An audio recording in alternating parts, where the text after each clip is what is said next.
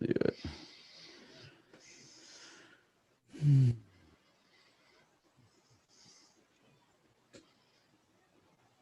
You could hear TV noise in your background.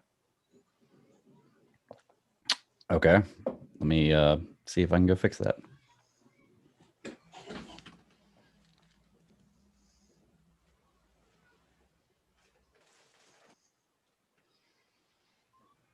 Live. Yeah. I was awesome. They got the. That is awesome. We have the. We have the. Now we're live. Greg. We have the Snell put the back like the picture for Star Wars Alliance from yesterday. Well, this is just a great start for us. No, I thought it was so funny when I clicked that. I was like, "Oh, that's awesome!" All right. Well, here we are. Well, before we even start the episode, do you know that Justice League, like Snyder Cut, was leaked on HBO Max today? Yes. Like first time, Jerry. Okay, I heard about that. I don't know. Don't know how. I don't know how much you plugged in sometimes. Okay. Until the day of the day we do this, then you get back in and download usually. Gotcha. Do you want to start? We're live. It don't matter. Okay. Do you watch the start of Marvel Alliance?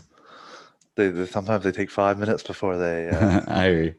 they send everything to just give me one second here just to tweet that out before we get going. Yeah, sometimes they go on for a little bit there. Just shooting the breeze.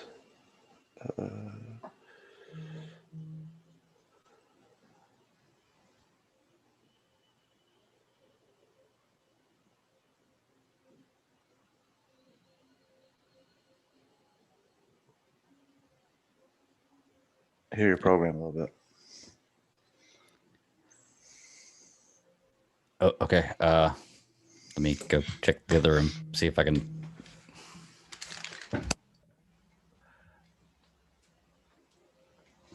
I don't know any songs or anything.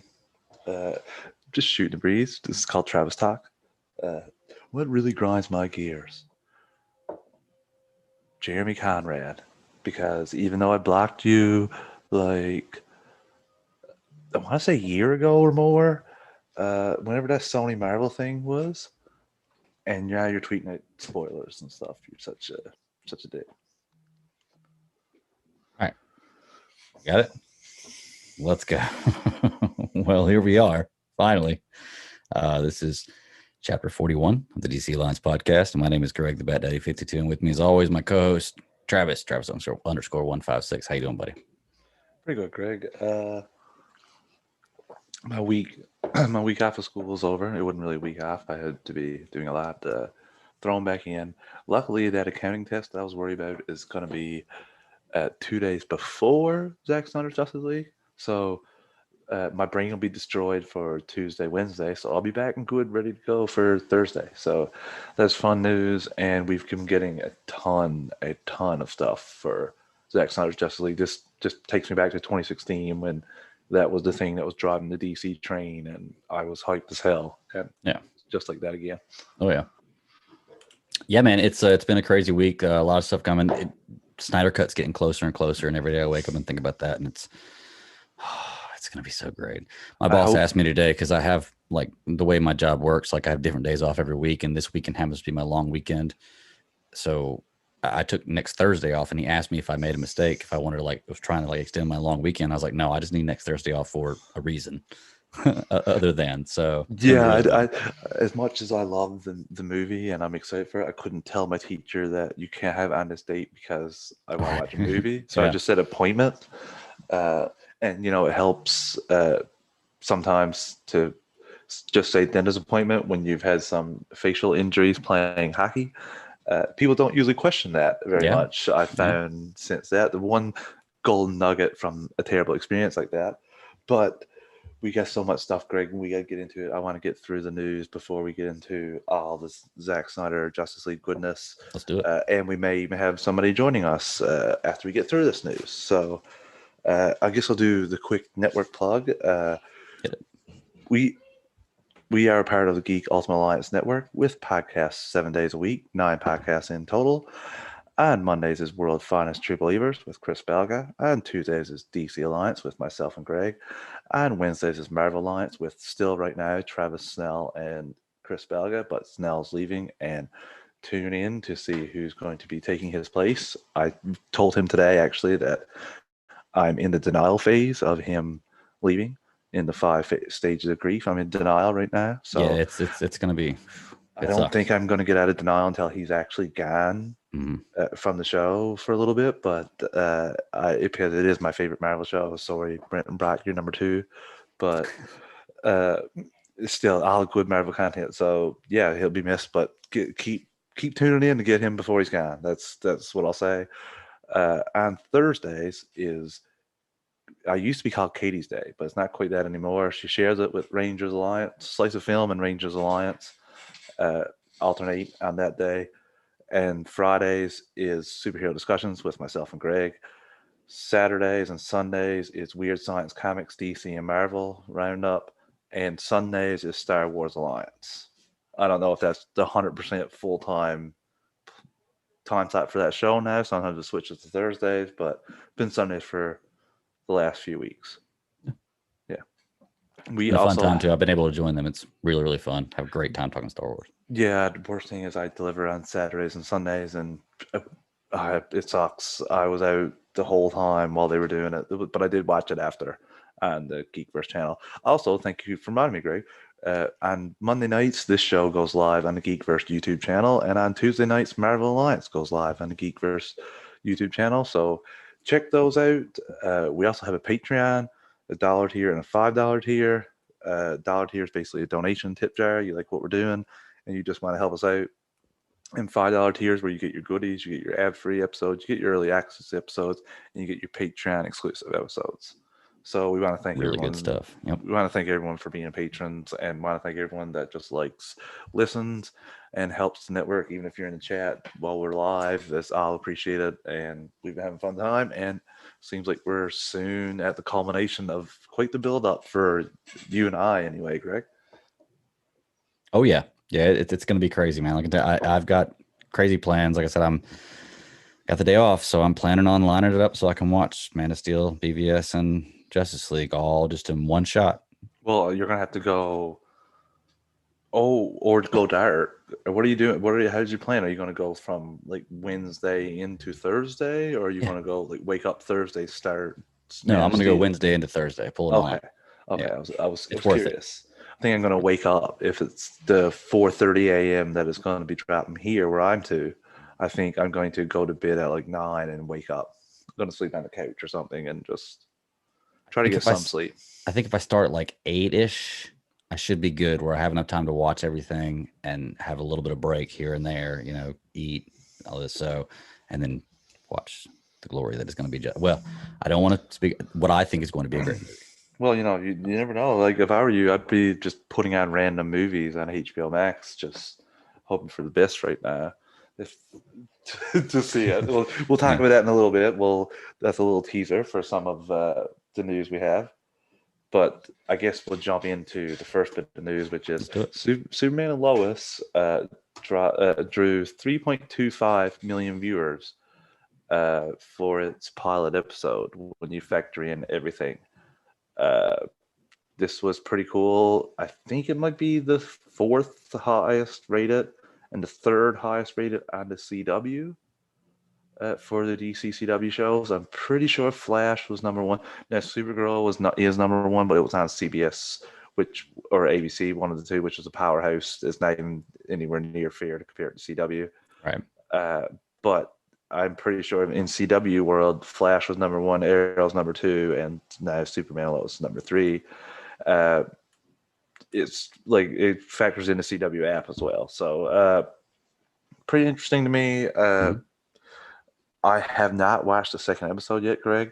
I did hear today that they're taking a break, or I did hear a few days ago that they were taking a break when Supergirl comes back. So we'll get a chance to, I think that'll be the best time to review a block of episodes when they take the hiatus. I can't believe they're doing that. Of course, I can't believe this is a stupid word because I watched the DCCW for like Long years, so time, yeah. they've been taking these weird schedule breaks all the time.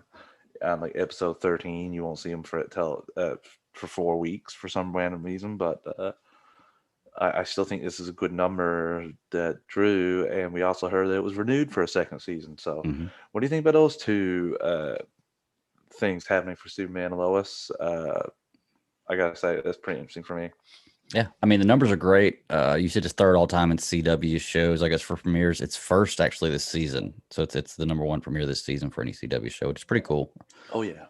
Just coming into it, blown away by the show. I haven't watched the second episode yet either. Just been busy, but I'm planning on watching it real soon. I'm happy it got renewed for second season, and after I saw the first episode, I had no doubt that it would. No, I mean, as long as they continue this, or at least I was hoping it would. I wouldn't say I had no doubt that it would because they can always go into a shit can, a few episodes in. I doubt they will, but it always could. Legends of Tomorrow was renewed for a seventh season.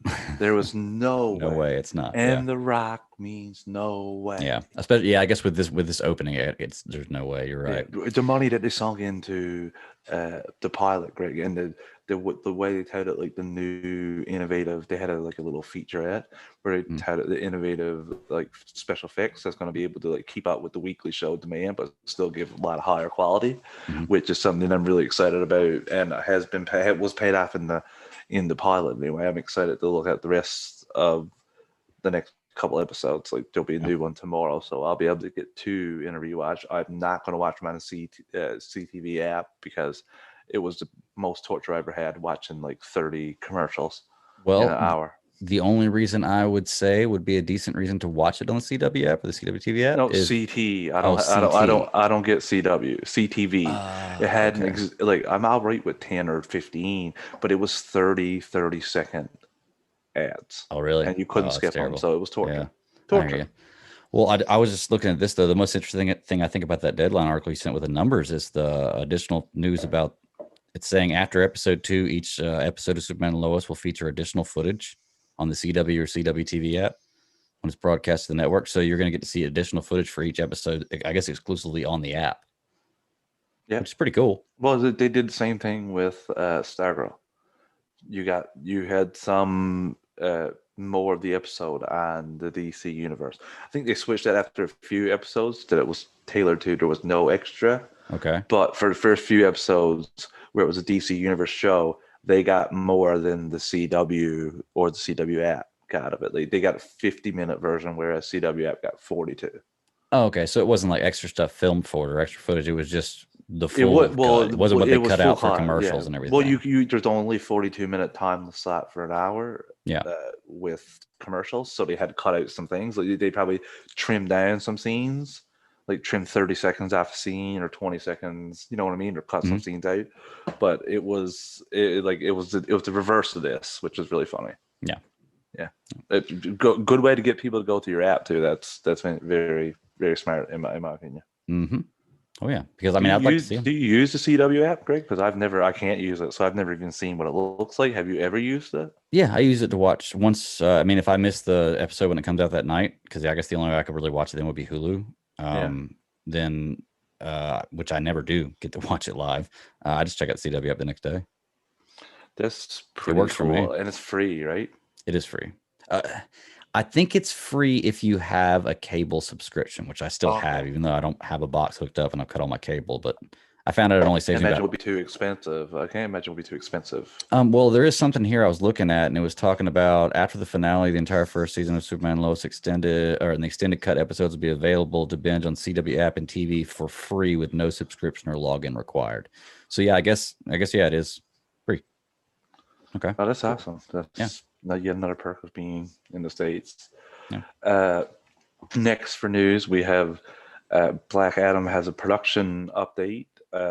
Hiram Garcia, the Rock's right-hand man, producer, he was on Brandon David's comicbook.com, which is amazing. If you got YouTube, go subscribe to that because he's been doing some great work, and it's a must follow. He's having some Zack Snyder Justice League content in the next week or so. I'm pretty sure he's interviewing Zach. I think he did Fabian Wagner today. So look for that in the few positive ones. That one, Cinema Blend.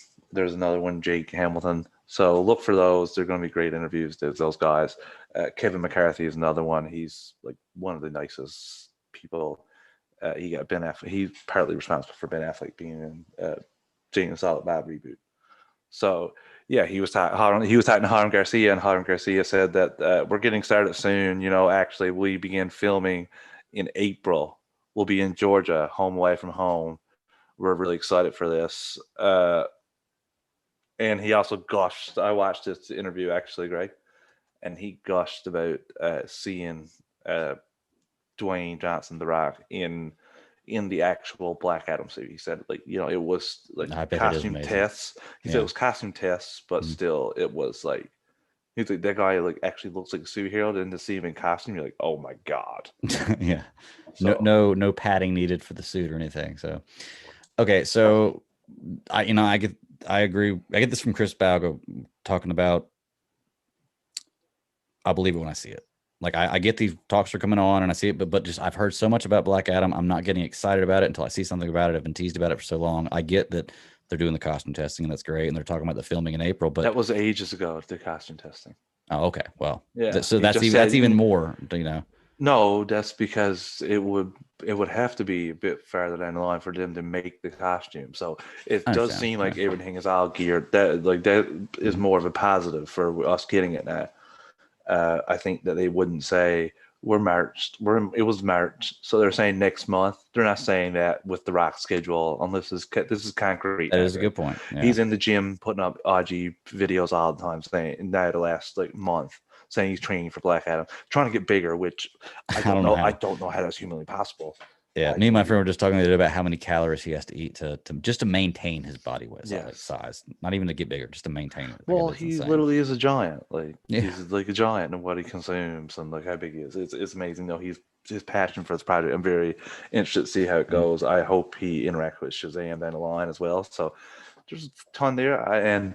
If I'm not mistaken, I'm pretty sure The Flash starts filming in April as well. We have Andy Muschietti being on set, showing, taking some pictures of the facility. Isn't quite set up yet, but a lot of DC projects seem to be in full swing, which is very exciting, and I can't wait for this. Yeah, I'm very excited to see some stuff about it. But once again, both of those projects are stuff that I've heard for a long time. But you're right, it does make sense that since they're saying next month as opposed to saying so and so down the road 7 months from now, this time next year, it does sound like you're right. It's got a lot more weight to it with them saying this stuff. So we'll see. I'm excited for it. I'm excited for both those movies. I've been waiting for them for a long time. Same. I just give them to me now, please. Yeah.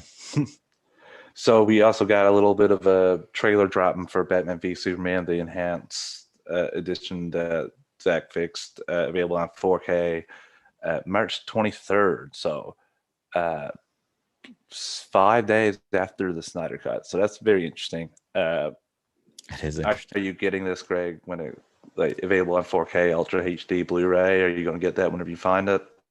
I'll probably end up making the purchase, I'm sure. I don't have any kind of thing that can. Well, I have one TV that can do 4K, but it's getting a stimulus check soon. Someone say 4K TV. It'd be nice. I doubt I can swing that one though. Yeah, that'll be a tough sell, but still, excited. I have the Ultimate Edition there. It's the only edition. Yes. Just can't wait. Other thing, there was a full soundtrack drop for Junkie XL score for Zack Snyders Justice League. I'm not going to read out any of the titles of the songs. Some of them may give away things. Look, it's everywhere if you want, but yeah. You don't want me to share it? I can share it. No, we won't, because some of the titles of the songs I don't want to be spoiled. I don't want to spoil people reading about it or anything. Just awesome news. Also, in that vein too, I guess, or along those lines, Space Jam 2 is going to be using Amazons in the DC universe from Wonder Woman. So I don't know how or why, but I guess cool. I I was going to see this. It kind of looked a little outrageous. It kind of looked to me, honestly, when I watched, when I looked at a few pictures in that it looked like those reboot games that we got for all those cool games, like the reboot Ninja Turtles, the reboot NBA Jam, like is good and all right, but it's not the classic. So it's not the old one. So now I'll obviously watch it, give it up mine, but I don't think this movie is being made for me either. So Oh yeah, but still cool that they're smart that they're using DC properties like that, plugging them in. It's awesome. yeah, it makes sense. I mean, they're connected. I'm going to see Space Jam too. So you're right. It's definitely not targeted towards us, but I think just for the nostalgia purpose, most of us want to go see it. So it's going to have some things that we're going to like it. And I'm sure it's going to be an enjoyable movie. Yeah. And we've got some merch been dropping for Zack Snyders Justice League. Yeah. We've got a first look at the McFarlane toy line. Mm-hmm. Some pretty cool ones here. There are more as well have been added. I have a feeling a lot of us are going to get a lot of these. There's a Superman Darkseid looking at each other, and I'm just like, yeah, Black Suit Superman looks fantastic. And the detail on these toys are they won't phenomenal. be played with. Let's put it that way. No, they'll just be looked at, and it'll be like a Justice League nativity scene I'll be setting up. So, and I guess the final piece of news before we jump into this is Zack Snyder Justice League too, but with like just 2 weeks away, the chapter names for all the Snyder Cut chapters have been released. 6 parts. Part 1, Don't Count on It, Batman. Love it. Part 2, Age of Heroes. Part 3, Beloved Mother, Beloved Son. Part 4, Change Machine. Part 5, All the King's Men. Part 6, Something Darker. So I don't know if do you have any thoughts about what some of these chapters may mean? No, to be honest with you, I just kind of want to go into it. I think they sound cool. I got some ideas, but I mean, well, actually, I don't even really have any ideas, because this is just going to be a completely different experience than what I've been used to or what I've seen before with this. And once again, not getting into too many spoilers about it. I think, releasing the chapter names, I think is can be a spoilerish, I feel. So I'm just trying to stay away from that kind of stuff because honestly, I didn't look at much of the names. I kind of glanced over the names. Those are going to come up though. They're like it's chapters. Oh yeah. And I think I think part 1 is him assembling the Justice League. Part 2 is the history lesson, Age of Heroes. I think part 3 is going to be something to do with Steppenwolf, maybe Mother Boxes and Sons. It could be right in there. Change Machine, and then All the King's Horses. I think it's going to be Superman's Resurrection. Yeah. And then part 6 is going to be Darkseid, like the boom tube, the ending. So the Something Darker is Darkseid. So that's kind of what I think anyway. But they're still cool. Just I wonder, do you think it's going to be like an end of scene and it's going to go to black, and then it's going to be like part 2, or you think it's just going to play continuously through? I think Max. What do you think it's gonna? You talking about from clip to clip, like so you'll know like it's a break time? When you press play, is it gonna come up part 1, Don't Count on a Batman, or you think that'll just be if you pass? I think you'll have something letting you know that it's that break, or that it's that chapter break, because even Deborah Snyder was talking about how you would be able to. The best thing about it is it being a chapter where when you could stop and go use the bathroom or do whatever you need to do, you would know when that would happen. So. I think you'll know that. I don't know what they're going to do to do it, but they're going to give you some kind of way to know. And the easiest way, obviously, is the title of the chapter at the beginning, and then when it goes to the next chapter, fade to black and bring the title up. So, yeah. I'm just really curious how it's going to be. Is it going to be part 1 like that? I don't know. Well, we'll see going forward. Want to take our first ad break? Before we jump into some more actual juicy content? Yeah, let's do it. We got some juicy stuff coming up. Yeah. All right. Well, folks, these help support the network. It only takes a few seconds. We appreciate everybody who continues listening through, and we'll be right back. Woo. And we're back. Magic. All right, let's get into the juicy stuff, man. Yes. So I'm trying to think. Do you want to talk about the exhibit first, or you want to talk about all the individual? Let's talk about all the individual character trailers because we've been Let's getting do that. character trailers over and over again, and they've gotten more awesome. Minus Aquaman, I felt there was a little lull in Aquaman's compared to the rest. Just comparing them to the rest, Hmm. but the Flash one knocked my socks off Yeah. yesterday. Like I was blown away. I was like, "Are you kidding me?" And then what we got today, like the action and Greg, tell me about some of your favorites. Before I start talking, tell me about some of your favorites. What did you like in some of them? Because we've gotten Batman, Superman, Flash, Aquaman, and Wonder Woman. We're just missing Cyborg. We also have a Darkseid teaser Twitch Hmm. ad that we will get into after. We'll talk about that after these here because I Yeah. think that's the most worthy to talk about, or the most that gives the most away that Yeah. we haven't known yet. Batman was the first one that came out. I absolutely loved it. And for me, the best part is that, and Clay was talking about it when we were talking about Super Civil Servants, the it almost looks like a artwork where you see Batman standing on the tank and it's kind of gazing around him and you hear everybody talk, all the voices in the background and going through the dialogue there. It's just absolutely beautiful. I think that the Flash one probably is my favorite one that's come out so far. Just because, I mean, looked great, but I also haven't seen a lot of Flash's story other than the little bit I got to see in Justice League. So I'm excited more to see that, and seeing that kind of footage is really cool. There's a little bit of extra stuff you saw in that little teaser. Wonder Woman's and Aquaman's were kind of, I mean, they were great, but they weren't. They were the lower tier of the ones that came out so far. And the Darkseid one I really liked, but the audio was messed up on it. I think So you might I have you just watched a probably bad version, if I'm being honest with maybe you, Greg, that because that could be it was possible. on Yeah, Twitch. You probably just watched someone recording it on their phone. maybe. That's there's a very high quality one in our chat that you should probably listen to because you actually hear everything Darkseid says pretty uh pretty good it is. Okay. Yeah.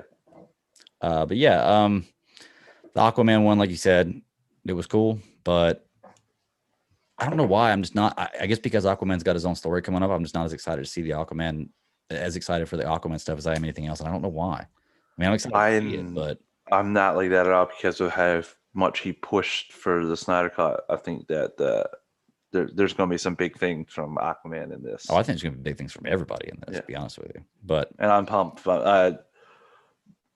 Just the stuff with Volko too. We didn't get much of him, and it seems like he's going to play a big role in Arthur's story before he unites with the League. yeah, God, I'm so excited to see this. I guess for me, I I won't. I'd be remiss if I didn't talk about how awesome the Flash's trailer was because I just loved everything about the visuals where when he leaves, when he sees the car crash and his shoes blow apart. Also, shout out to the nod where he has the Flash symbol. You can also, it's Greek god wearing the shoes with the wings. Same Mhm. thing. Uh, really cool. I just love that. And then Iris is looking at him like bug eyed, and he just realizes like, oh crap, like she can see me, and then he Gets away zooms real quick. off, Yeah, which is awesome, and it cuts to him like in the runner's pose, waiting for the gun to shoot off for sprint, and he goes and he's talking to himself, saying like, oh my god, it's amazing. the It was the best one. yeah, it definitely was the best one. Like I said, because I think you get to see a little bit of the Speed Force here. Yes. Oh, yes. Well, we've seen that a couple of times where he runs into that. I call it a singularity. It's very similar to what we got, which is funny too because it's very similar to the Flash season one when he runs through time and he doesn't get back in time. Like it causes a singularity, and it looks super similar to that. Not as good, obviously, Right. CW budget, but same kind of blue or so it was interesting to me, all of Flash's stuff, because we don't know much about it. And I think he's going to use Speed Force a lot in this. We're going to see him use it twice, I think. And like we get to see him in the nightmare sequence, something that we didn't see before Right. in the teaser that we'll talk about in a little bit later. Mhm. Uh, I also love the Superman one. They just did so much telling with just 50 seconds of Yeah. hearing everybody that influences him and him walking through the Kryptonian scout ship. Hmm. Like that deleted scene that we actually got a little bit of that, but this is just so much better. Oh yeah, And because then before it didn't have all the suits in it.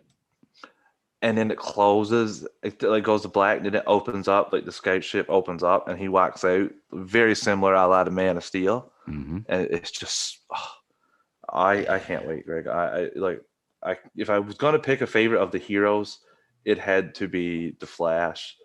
But I do enjoy all of them. Well, rank them for me, okay? Rank your hero trailer for me.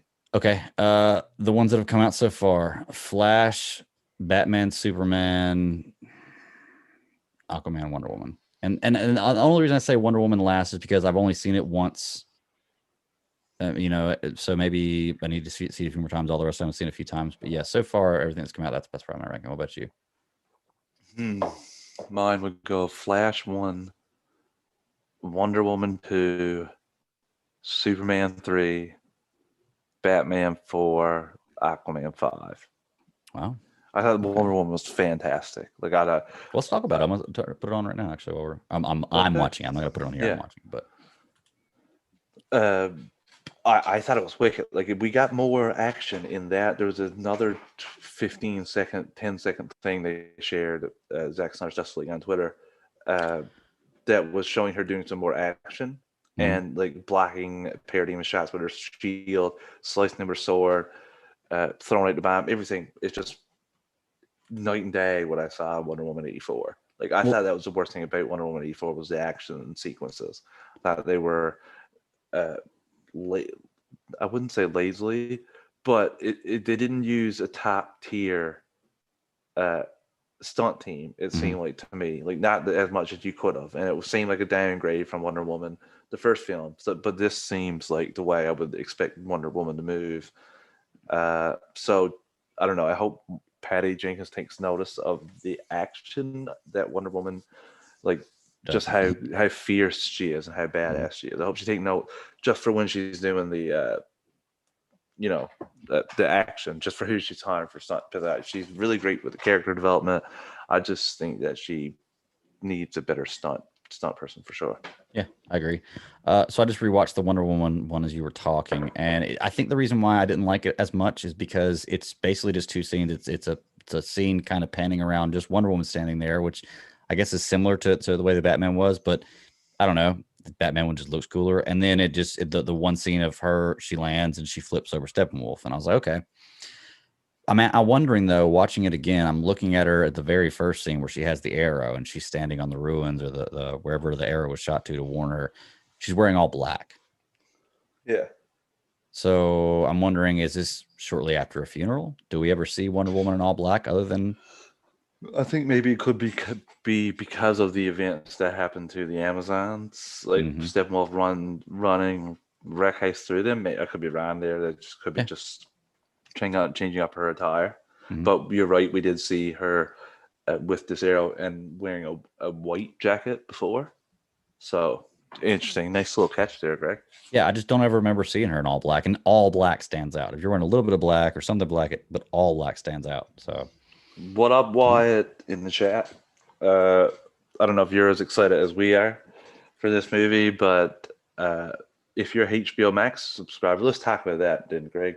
okay. Actually, nope. We're going to talk about the Darkseid teaser first. Let's do that. Yeah. Watch that in our chat, mine and your chat. Just I didn't so want to you say get it on. I don't want to say it on the show, but that is the one I watched. That the audio messed up, but it's okay. I'll watch it again. I watched it and it was fine. So it's I can barely hear Darkseid. Turn up your volume or something because Volume's all the way up, buddy. I don't know. I heard everything he said pretty great, and it was such a great line, like him saying like I've reduced 100,000 worlds to ash dust, or rubble, to dust. Yeah. Just trying to get revenge on the people that like stopped me, and it cuts to the history lesson. The history lesson where the gods, the old gods, are fighting Darkseid, and you can actually see one of them break his giant staff that he hits the ground with in the opening trailer. opening first trailer we got from Fandom. So that's gonna be pretty cool. So I can't wait to see that. Yeah, it's gonna be awesome. There's I'll say one thing that stands out for me in this one is the Joker holding the card. Not Who's there? I'm not the person running the Zoom. Oh, yeah. So yeah, I just love the Darkseid voice. Crazy to me. It's because Michael Ironside has always been the Darkseid. You should have said let Chris in. I was so confused about what you were talking about. You should have said let Chris in. I was gonna wait as long because we said he was gonna show up. I figured you'd wait and be waiting for somebody to want to request to get in. But then I should have figured, I'm watching a video. Yeah, I'm watching the Darkseid thing. Hey, Chris, how you doing? What's up, buddy? Hi. How are you doing? Trying to contain my excitement while also trying to remain blind on Twitter. It's called the block button. It's a wonderful thing. My timeline is fine right now. I just feel like it's a little too quiet. Like it's Raph, a little too Raph. It really feels like that to me with my timeline. I found my solution for not getting spoilers on Twitter. I don't go on Twitter very much. Yeah, that's easy way to do it. Yeah, but I can't converse with other people then. Yeah. Good point. It does limit that. That's for sure. What's up, buddy? We're talking about the Darkseid teaser right now. All existence shall be mine. Yeah. The voice, awesome. Just so scary. I was saying, like, Michael Ironside was my Darkseid voice when I read comics, but this is a little petrifying and very, very good for just another take on the voice. I love it. Well, I think just seeing him actually speak was just the most jarring thing. Just that, I didn't know if we'd actually get to see that. So yeah, that was an awesome clip. I mean, it just doesn't look like that voice can come out of that person not saying it. It's just weird. He does such a great job of it. I mean, you should have seen him on Vodka Stream when when he was doing like how he just literally switched on to it and just saying all of existence shall be mine. That's so awesome. It's not even that much difference from what we heard in the trailer, just a little bit more added to it. But even Zach said that in the Vodka Stream. Chris, we were also talking about the hero trailers we got. Rank them for us from your favorite to least favorite. We obviously know you like them all, but if you were to say which ones you've enjoyed the most with content. Prepared for that. I would say Flash is probably number one. Batman and Superman kind of in a tie with each other. It just depends on where we're at. I'd say Aquaman and then Wonder Woman. Yeah, me and you. And again, to your point, Travis, I love them all. Yeah. So I hate ranking them like that because it's like, oh, what do you got against them? I have nothing against Wonder Woman. It just exactly. The other ones gave a little bit more than what we got with Wonder Woman. Yeah, it's like when somebody asks you who's your favorite child. Of course you have a favorite one. You're never gonna tell you. I'm just kidding. I had a discussion about that with my wife this evening when talking about the show The Crown, and that there was literally a whole episode looking at how the Queen trying to figure out which one of her 4 kids are her favorite. That'd be so weird. It's funny, Greg, in the chat, in the Geekverse chat, in the GUA chat, Chris posted a picture of Wanda and Vision having a interview with Oprah, and the funny thing was literally, Chris, like 40 minutes earlier, I got finished, like my girlfriend had that on, watched the entire thing, and I kind of scoffed at the Monarch, and she paused it and looked over at me and was like, if you don't have anything nice to say about my program, just don't say anything at all. And I was like, you know what? As someone who was fan of these movies and leave me alone, I was like, you're right. I'm sorry. I was like, my bad. Tell her watch the rest of it. Tell her to watch The Crown. I know it is not completely based on like it is dramatic. You have a whole new opinion on The Crown, on the whole royalty at that point. I don't think she wants her bubble burst. She reads a lot of books containing that kind of stuff as well, like just stories. So I don't think she wants her bubble burst, because I tried. It's all right. My wife was trying to find it, but it wasn't on Paramount Plus yet. You still have to go on CBS.com. So I don't know if Crown's one my wife's watching it yet or not. I just kind of made a deal with her. I don't pick on the stuff she watches. She doesn't pick on the stuff I watch, and we try to watch it. We try to get along and watch each other's stuff together. So, And this is now streaming talk with DC Alliance. Yes. Also, flash the glass there, Chris, because fanboy Clay from GUA, yes, sir, has been showing these awesome glasses. Even Darkseid approves. Ray Porter shared it. He's getting one, but yeah, this is my second. My first one was the all white stainless steel with black lettering, and then Clay threw this baby into the mix, and I said, well, I have to have the one that matches all the shirts and everything like that. Right. So makes sense. Greg will throw in a link there in the podcast notes for his what'd you do last time? He's got a link tree for all the stuff that he does. Mm-hmm. He does great stuff, like this Black Panther picture right here. Yeah, there you go. Yeah. Saw that and I was like, I gotta have it. So I just had to mention it because Darkseid commented saying how nice they were. It blew up as soon as he said that he was ordering one last night. Poor Clay. At that point, it was a good problem to have. But man, I think the last check I had, it was almost like 300 likes and like tons of retweets. I don't know if anybody watches Big Bang Theory, but they're like Penny made Penny Blossoms, and it was the exact same thing. Like made an order for 1,000, just finished. It's like, okay, we have another order for 10,000. No, so I hope Clay can manage. They are pretty high quality, and he does ship international too. So yeah, that's pretty cool. Yeah. So Chris, we're gonna go into before we get into the main topic, including the museum, but coming from the museum, we got to talk about the elephant in the room, the thing that's making a lot of mutuals delete their Twitter app until the 18th. Or stick their head in the sand. Luckily for now, my timeline is free of that, but I think too many people blocked in a sense. I might have gotten a little too far in my blocking instead of just muting. Since I've gone too far, there's no one talking to me anymore. It's like I'm approaching 1,000. I think I might have gone too far. I should mute more and block less, but I haven't seen it. But there was a big snafu today. Some people were watching Tom and Jerry on HBO Max, and they weren't watching Tom and Jerry. They got Zack Snyder's Justice League. Like, first of all, how does that happen? Like, how can that happen with the buzz? Very simply from all the. It's just simple. It's shocking to say the least. And what's not shocking are some people were taking screen grabs, and while they caught this and shut it down, some people just went through the whole movie, not watching it, just went through the movie, grabbing screen grabs throughout the whole thing. And some pretty major spoiler stuff, because that's when I put it in the group. If you're following the Nerd Queens, highly, highly suggested. They've got a whole list of people to start blocking. If you are blocking on your phone, do it as quickly as possible in the sense of hit the thing and then look in the upper right-hand corner, because a lot of them, your phone's going to start showing you some things that you may not want to see at that point. So just look for those three dots, hit block, and then move on. See, my advice to the fans, if you don't want to chance that with Chris, and I don't want to either, but I don't have many options. Hide out for a day, give it maybe 2, those accounts will be suspended. Now, you won't get by the, you probably have to block some hashtags, mute some hashtags, in my opinion.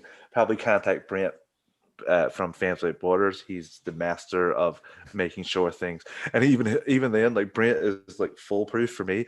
And then somehow something got through for in-game, and he shut it down for 3 weeks. So if he can't set up something, if he can't set up a wall for you, then shut it down. Right. Yeah, and with this, speaking of Endgame, this happened with Endgame. And yeah, I know it's a streaming service, so it's a little different. We expected this. I hate to say it, but I expected it to happen. I expect it to happen next week when you're going to get some overzealous people who we probably kind of cringed at that got an invite to the premiere are going to, do some unsavory things and things like that. I hope not. I know most of our personal mutuals in one way or another are going to be lips sealed because they want us, all the fans, to experience that moment. And my hat's off to every one of them that's gotten that premiere. They have more than earned it. They are some of the biggest reasons why we have this. But again, is it a conspiracy with WB? Sure, I can see that. We can also say that, well, WB is not necessarily running the streaming service necessarily. So it could have been a mistake. It could be a conspiracy. I'm open to any and all. I don't know. I just know that it sucks. You know, it absolutely sucks. But yeah, you can do a whole bunch of things. You can block all these people. You can mute a whole bunch of stuff and go quiet for, or delete and then come back after the 18th. Yeah, you may want to stick around, maybe pop on for a little bit tomorrow to see the Cyborg drop and then see the official drop of the Darkseid tease. Well, it's not. That was official. It was an ad from Twitter, and Zack Snyder already posted on Vero that that's only like that's the 20-second ad from the whatever it is of the video. So true, but we're gonna get something else. He's already confirmed that it's not just the heroes we're getting character shots for. So at least expect at least one more on Wednesday. yes, I think we may even get another. I think this is all leading up to another trailer, in my opinion, just before the movie think so? launches. I don't want one. I don't want one. Yeah, I think with all this, I don't want one. Well, no, but you got to try and bring in general audience. You got to remember that too. So they may have even forgot about the trailer that was a few weeks ago. Sure. I get that, but you can kind of do little bits of these super cuts of some of these hero shots and the characters at that point. That's true, or a shorter version because like they're partners with TNT as well, and like they had Ben Affleck and Henry Cavill go on Inside the NBA, which reaches a gigantic fan base, and they threw out like the whole third trailer. Mm-hmm. So I wouldn't be surprised if you see some TV spots or stuff like that. But I do think this is building to a little drop to get more general audience. But I'm with you guys. I don't want to see anything else. I'm just ready for the movie. But I can't believe this drop. This is crazy that it happened. You know, people are going to think it's conspiracy. And they may be right. They may very well be right. We've seen Warner Brothers do stuff like this all the time in the sense of like a big Justice League story comes out and then they'll drop like something about Black Adam, or they'll drop something else. Like they'll just kind of counter. We know this is going on. We know this embarrassment. When we get to the storyboards, we know why they don't want photos taken of this. Yeah. Frosty. Black Superman. It just seems like it's endless whenever. Or just Superman. We don't know. Always something to bring up. Yep. Yeah, or just Superman. Sorry. Just to talk that everyone was going with there. I guess we'll take another break here, Greg, before we jump into the museum talk and storyboards. That sounds like a plan, man. Once again, help keep the lights on, folks. We'll be right back. All right, we're back.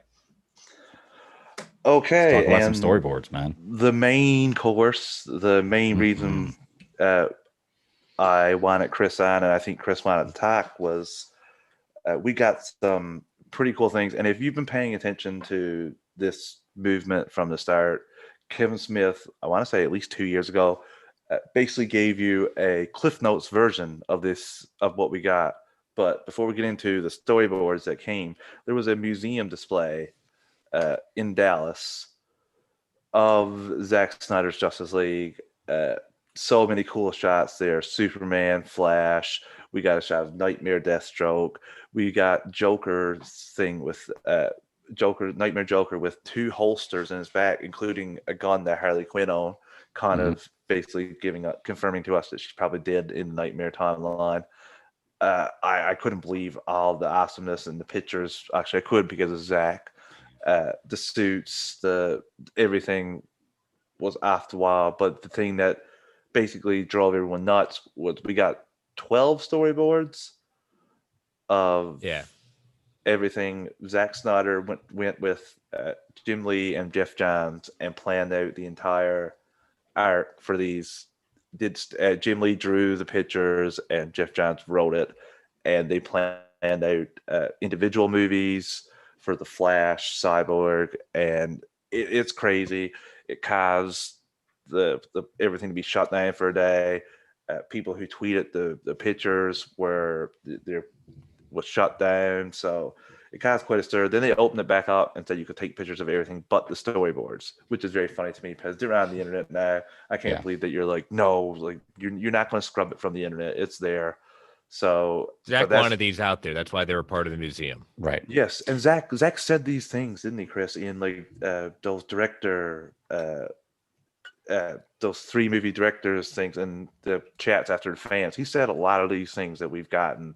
He's hinted this over the last 5 years. And we did get that actual picture of Jim Lee drew of Batman, 5 years later. Like, we had that leak, I want to say, just after the Snyder Cut was announced that it was going ahead. And just backers that, like, he planned that out. And it's really funny because everyone's like, he never had a plan. So I don't know if you guys want to talk about any of the pictures or any of the exhibits, or do you want to get into the main course? Because I can listen to your thoughts on either. Well, let's just talk about the pictures real quick, because I was looking at them. Someone wrote, yeah, you're right, absolutely beautiful. This would be awesome to go see. I mean, just absolutely amazing to go see. The Joker pictures are the ones that get me, man. They look so crazy. I'm so interested to see what Joker story we're getting in this, or what part he's going to play in this movie. I thought it was cool. I had the statues obviously on a platform, or maybe it's not to scale, but you saw the picture of the one guy standing beside it, and it's like 2 feet taller than him. So I would pay a lot of money to have some of these statues in my house. The Flash pictures are pretty cool too. Oh yeah, that suit, that nightmare suit is interesting. Mira's nightmare suit as well is very interesting. Yeah, I like Deathstroke's too. You mentioned that Deathstroke's nightmare suit is pretty cool. Like, it's all awesome, man. It's just an awesome take on everything. It blows my mind. The Harley Quinn thing was the most backers from the pictures to me. To get her gun, like, I didn't expect that little nugget to be thrown in there with Zack's movie, but here we are. Yeah, but the piece de resistance was the storyboards, the whiteboards with everything planned out, and what. Well, I wanted to ask. We were talking about the storyboards. Like, what is the purpose or the goal for immediately taking them down, or making people not be able to take pictures of them? Like we said, it's something Zack Snyder wanted out there. He put it out there, but like, what do they gain from doing that? Because it gained validity to things like that Zack's been putting out there, that Kevin Smith and others in Zack's close circle have said, like, what hints and ideas of what has been the plan. So it's if people really still, oh my gosh, like, you're going to get people saying, oh my God, I'm so glad that they didn't do this. But then if you gain a whole lot of people, even outside the fandom, saying, why didn't you do this? This would have been kind of like, I mean, just the ending of like what part 3 was supposed to be, with every, like, almost all our majors fighting a new climactic battle that could rival, Endgame. That would be, that's egg on their face. Again, we've said it before. If this is successful, I'm going to say not if, when this is successful. There you go. When this is successful, it's more egg on their face, and they're going to find different ways to detract from it and to say different things. But again, we just can't let it die. I actually knew that. I just want to hear Chris explain it because he does it so well. I was about to say, I think you know this. No, I knew the answer. I was just like, well, I mean, posing a question, hearing somebody talk about it. So, you want to get in the storyboards? We got to. It's backers. Start from the top. Yep. Yeah. Okay. The very first part is the intro of Justice League 1 and 2, and then I like how it describes it as Justice League Parts 2 and 2A, because it doesn't ever go into a speak of a 3 whenever you get to the next part. I don't believe it just says NC for the end of it. Okay.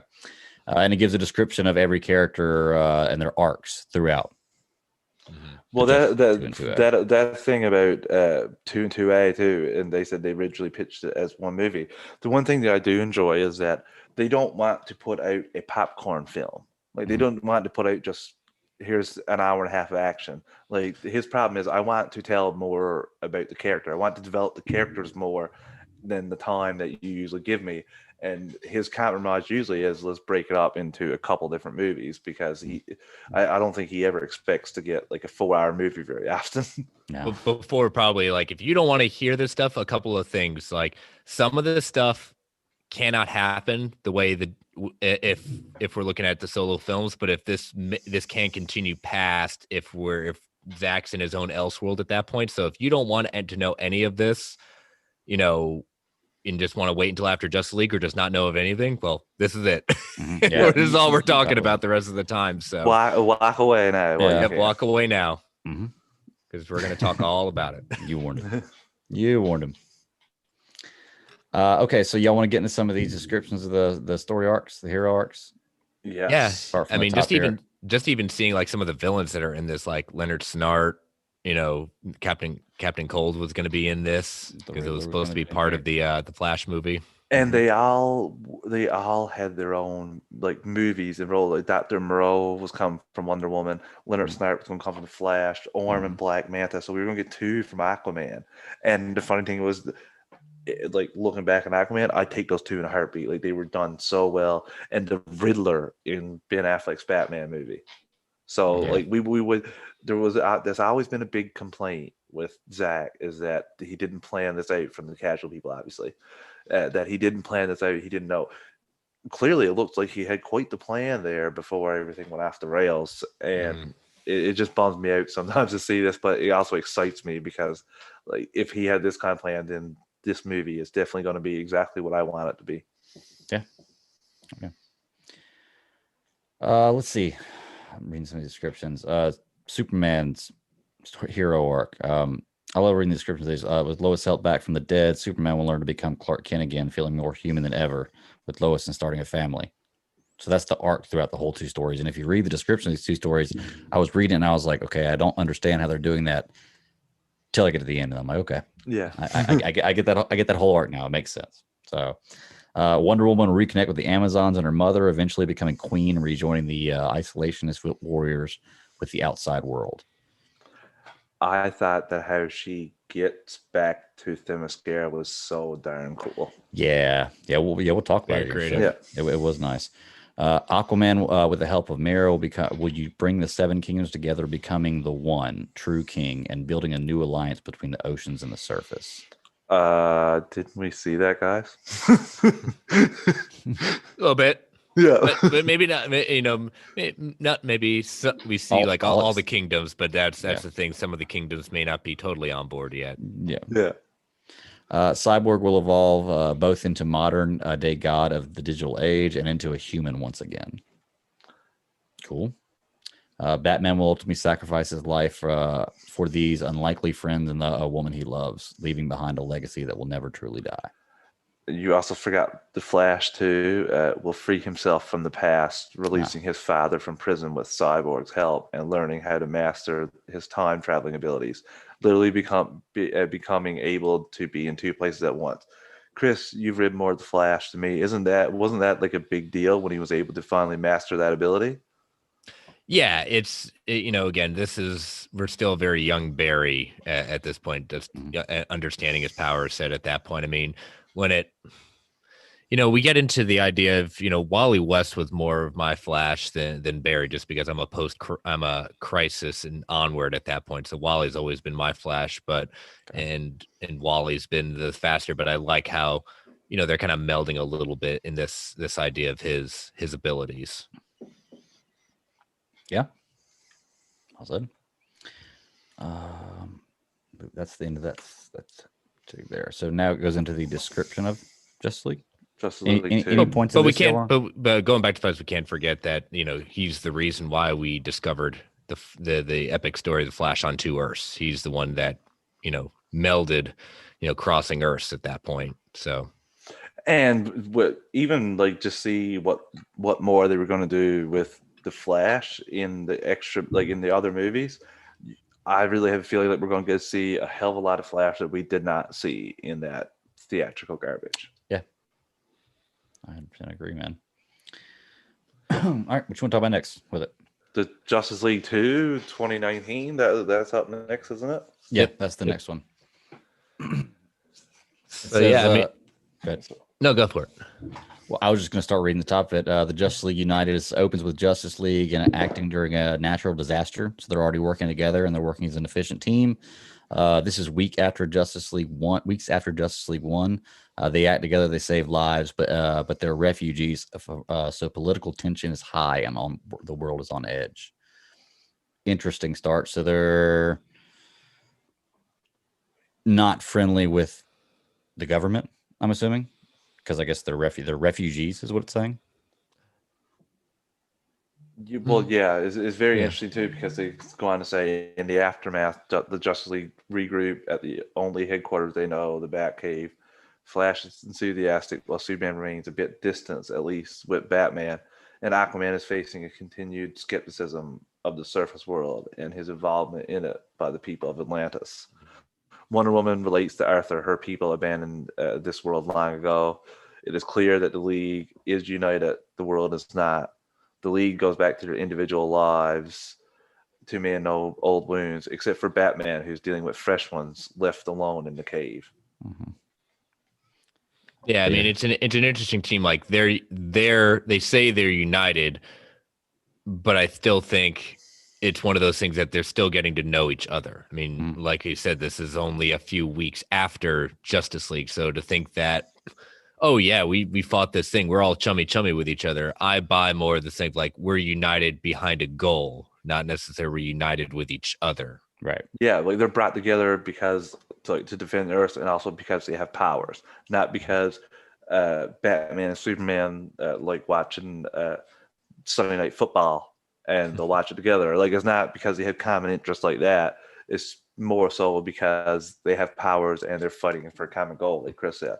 So when they're not doing that, I can see sometimes them even butting heads, but just seeing here like Arthur facing flack from his people about working continuously with the surface world. We've seen that so much in every iteration, so it just makes sense to go back to it here. And the same thing with Wonder Woman. We've seen that where she's been skeptical of man's world, and we've seen that in her 2 movies. We've seen that in BVS, so like that all makes perfect sense to me. I just reading this just sometimes it's gonna bum me out at times, people, and sometimes like I've read this 3 or 4 times now. And every time there are parts that I read that still bum me out. Yeah. Not this part right here coming up, but there's a lot of it that bums me out. The following part after this next part will bum me out again. It does say they are working efficiently and as a powerful team, though. So I mean, even if they're not to their maximum level of being, a team together, they are working really well together. So that's one. I don't want to compare exactly to Avengers or anything or Marvel, but it will remind me of like an Age of Ultron opening scene where like the heroes are working together to do something. This is a disaster relief thing more than fighting bad guys, but still same sort of thing where you open the movie like that. Yeah. Okay, so Bruce and Lois. Bruce secretly meets Lois, both of them still searching for Lex Luthor. There's a tension between them since Superman has returned. The meeting ends, and after that, Lois tells Bruce that Superman needs her more than ever. Bruce knows Lois is hiding something else. Okay, I wasn't a huge. Well, we'll get into it. We'll talk about it as it happens. Sounds like Bruce needs to hire Maury, if in my opinion. It does. As this goes on. So, although, well, I mean, I like the idea that there's tension between them since Superman's returned, in the sense of like we get into this a little bit later. Besides the obvious thing that gets into later, but the point of Cal does not want to be Clark, and I think that's one of the biggest tensions, that he is Superman and he sees himself as Superman. He does not see himself as Clark Kent anymore. I think and we have several stories that transition that way too, Chris, don't we? Where he's not Clark Kent anymore. He's just Superman. So I think that's a part. I think it's part of the tension besides the big obvious one. So yeah, I mean, it even says that later on in here. There's one scene where it's talking about him saying that specifically too, Lois. So yeah. So this is what bums me out, which a little bit with this Lex Luthor recruiting his own league. I guess we need a league of our own. Sorry, I'll be doing that sometimes. They're going to form a baseball team, softball league funded by Mr. Burns. You're not going to get to see it. Yes, because we didn't get to see this back, because it bums me out also because people said that Snyder didn't have a plan, that he just like threw stuff together like what he thought was cool. And this clearly shows the difference entirely. Meanwhile, deep in the Brazilian jungle, Lex locates Dr. Moreau, last seen in Wonder Woman 2017, still alive, experimenting on herself, prolonging her life, and testing new chemical weapons on unfortunate human lab rats. Like an obsessed stalker, Moreau has spent decades. There's some words missing there. Has spent decades collecting information and artifacts on Diana and the Amazons. Now that Diana has become known to the world, Lex offers Moreau a chance at revenge, the same revenge he wants on Diana's friends Superman and Batman. Moreau accepts Lex Luthor, smiles, Let's begin in the Atacama Desert. With Moreau's help, Lex breaks Orm and Black Manta out of the desert prison where they've been imprisoned at the end of Aquaman. That's kind of cool. Yeah, it'd be the smartest place to put people if you were like Atlantis for a prison. And then outside of Central City in Iron Heights Penitentiary, Lex finds Leonard Snyder, where he was left in the Flash 2018, and offers Lan a chance to advance his weaponry and take down the fastest man alive. Question: did we see Orm and Black Manta get imprisoned? Black Manta never. Okay, because I just don't remember. I remember watching the movie a few weeks ago, but I don't remember ever seeing that. Gets away. Yeah. Black Manta gets away. Okay, that's what I thought. I was like, wait a second. So this is obviously slight changes, I guess. And again, as Zach said, he views his film as an Elseworld now. Right. Okay. And it makes sense too because it's a little bit loose with the movies that were made because Zack even said that. Like he didn't put Atlantis in the Zack Snyder Justice League because James Wan didn't want that. And same thing with he was executive producer on Wonder Woman, and same thing. I would imagine he knew what Rick Famuyiwa wanted to do, and that's probably why this was laid out the way it was. And he doesn't seem to be anything less than accommodating to any of the directors that had solo movies. So this all just makes sense to me. It kind of makes perfect sense, which it just saddens me at times. Yeah. Let's see. Next one's intercut Lex and the other villains with the Justice League returning to their lives. In Metropolis, Superman asks Lois when she is going to tell him. He says, "Tell you what?" Or "Tell you what, Clark." Superman says he can hear the second heartbeat, and she shouldn't call him Clark because Clark is dead, and the world believes that too. Superman mistakes Lois' hesitation for fear, and "I won't hurt you," she says. Interesting turn. So I guess this is where Superman learns that Lois is pregnant. Yep. I did not originally like the direction they were going with this, but as we continue throughout the story, it makes more sense. They do a good job cleaning it up. Yeah, I do like where it ends off. I still, I don't know, part of me don't want it, but part of me like really enjoyed the back and forth in the world's finest 3-parter. So it's like Chris said before, this is an Elseworld story, and even if I didn't like that, like I don't like that Dick Grayson is dead in this universe. Right. I wish it was Jason Todd. I can accept that. That's a choice Zack made. So just move on to another one if I didn't like it, because I don't think that's going to ever ruin a movie for me. Right. And like I said, it's something I didn't like at the beginning, but when I see where they worked it through towards the end, it makes more sense, and I'm okay with it. All right, so that's the end of that one. You want to take it? Zaim in the chat, we don't know yet. We're not one of the ones that watch Tom and Jerry, so we don't know if the movie is. I have a job that during that time I can't get away and look at Tom and Jerry. I can answer that. I bet it's good. Yeah, I'm willing to bet it's good. Refer to Greg's comment in the chat. That's what we feel. It's going to be good. Yes. Took the day off work. It's going to be that good. Yeah. Yeah. So we have other heroes on their journeys when they're going home, and at the Louvre in Paris, Diana and another Amazon, I'm going to call her Manelope. Yeah. Discover that there may be a way to remember the pathway to get back to Themyscira, and ultimately she uses the lasso on herself to remember. And I bet you that would be such a cool scene of her unlocking those memories. Like that would have been nuts. So she's overwhelmed by the visions in the beginning. They're wonderful. For the first time in centuries, she sees her home. She sees Amazon's family mother, but then the visions grow dark. She sees herself as the god of war in a battle with Superman. As she kills him, Diana cries out. Very cool. And then it goes from that to Central City courthouse, where Barry basically gets his dad off, exonerated from the crime that he was wrongly accused of committing, and he with the help of Vic, which is pretty cool and makes sense with what Rick Famuyiwa was doing with the movie. Also, underwater, Aquaman and Mera are in a violent battle with the last of the Seven Kingdoms, the Unseen.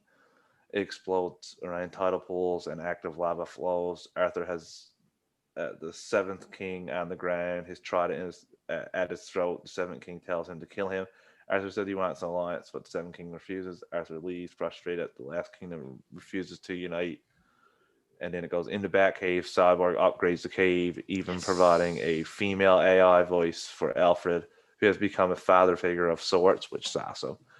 Looking at the empty cave around them, Cyborg asks Alfred why is he never home, and Alfred solemnly replies, because then he'd have to face himself. Great line, great.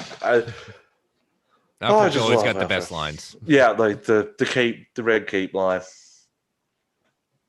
This seems fantastic, guys. Yeah, it's, especially looking at, when Dinah puts the lasso on and, sees Themyscira for the first time, but sees herself as the god of war and the killing Superman, especially the way Jim Lee drew that image on the board. That's very interesting, because I would love to see this whole kind of sequence, to see exactly, that brought to life. I think it's a very, very interesting idea, because we've seen in other comic stories that kind of sequence play out.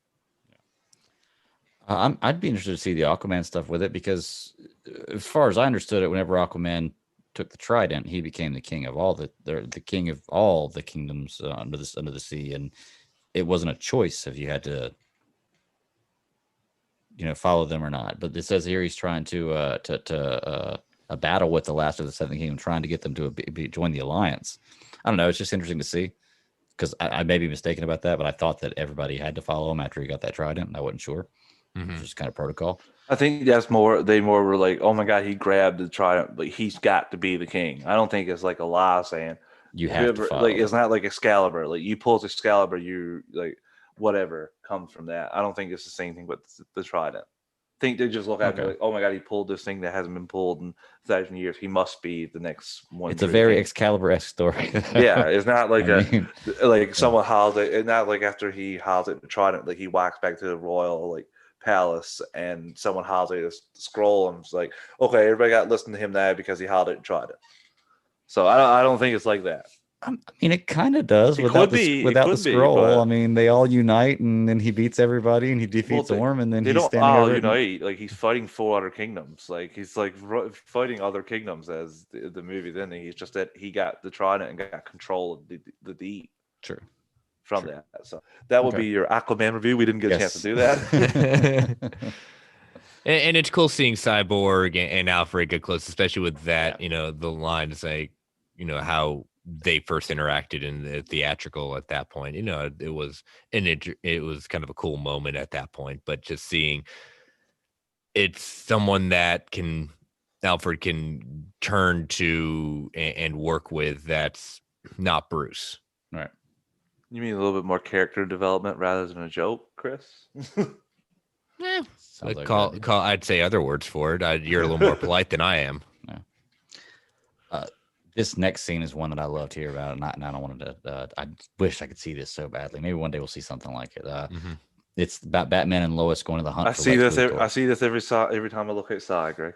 Yeah. Batman moves deep in the Canadian wilderness, doing second. Following up on a lead that Lex may have been sighted in one of the remote towns. He fights his way through a secret location only to discover not Lex Luthor hiding out, but the Riddler. Awake for days, maybe weeks, Riddler has a long unkept beard, and his fingers dirty, with writings across the walls of his cabin. He looks at Batman like a man possessed. Luthor asked one question. I had to know the answer. That's what he says. Lois is also on Luthor's trail. She located Dr. Maru's lair on the Brazilian jungle. Lois writes everything in her journal, keeping it offline and private. She grows pale as she realizes who Maru is and that what Lex might be up to. He's forming a team, of his own. And this is the best part. Back in the Canadian wilderness, Batman faces off against the Riddler. He tells Bruce about how Lex came to him for information. Lex presented the anti-life equation, the riddle of the life itself, and the Riddler solved it. He knows what it can do, and once it's unlocked, Lex will make life meaningless. Riddler raises a gun, but points it at his own head. Time to solve the last riddle. Bam! Batman shot. Riddler shoots himself, or kills himself. That's interesting. Mm-hmm. Like that's really, really interesting. That the Riddler, first of all, they say the Riddler has figured out the anti-life equation, which is really cool. Yeah, the fact that we didn't have a any idea that Riddler was going to be even tied to this. But, Riddler's always been one that he's more than just a gimmick. He is a very smart individual. I'll go back to, the Hush series, the comic series at that point, that arc, showing how dangerous he is. Year Zero, Scott Snyder's run, how very, again, he's more than a gimmick. But the fact that Lex knew how to use him and to take someone that he says, I'm smart, but I'm willing to use your smarts to kind of do most of the legwork for me. Right. Think Lex could have figured it out by himself?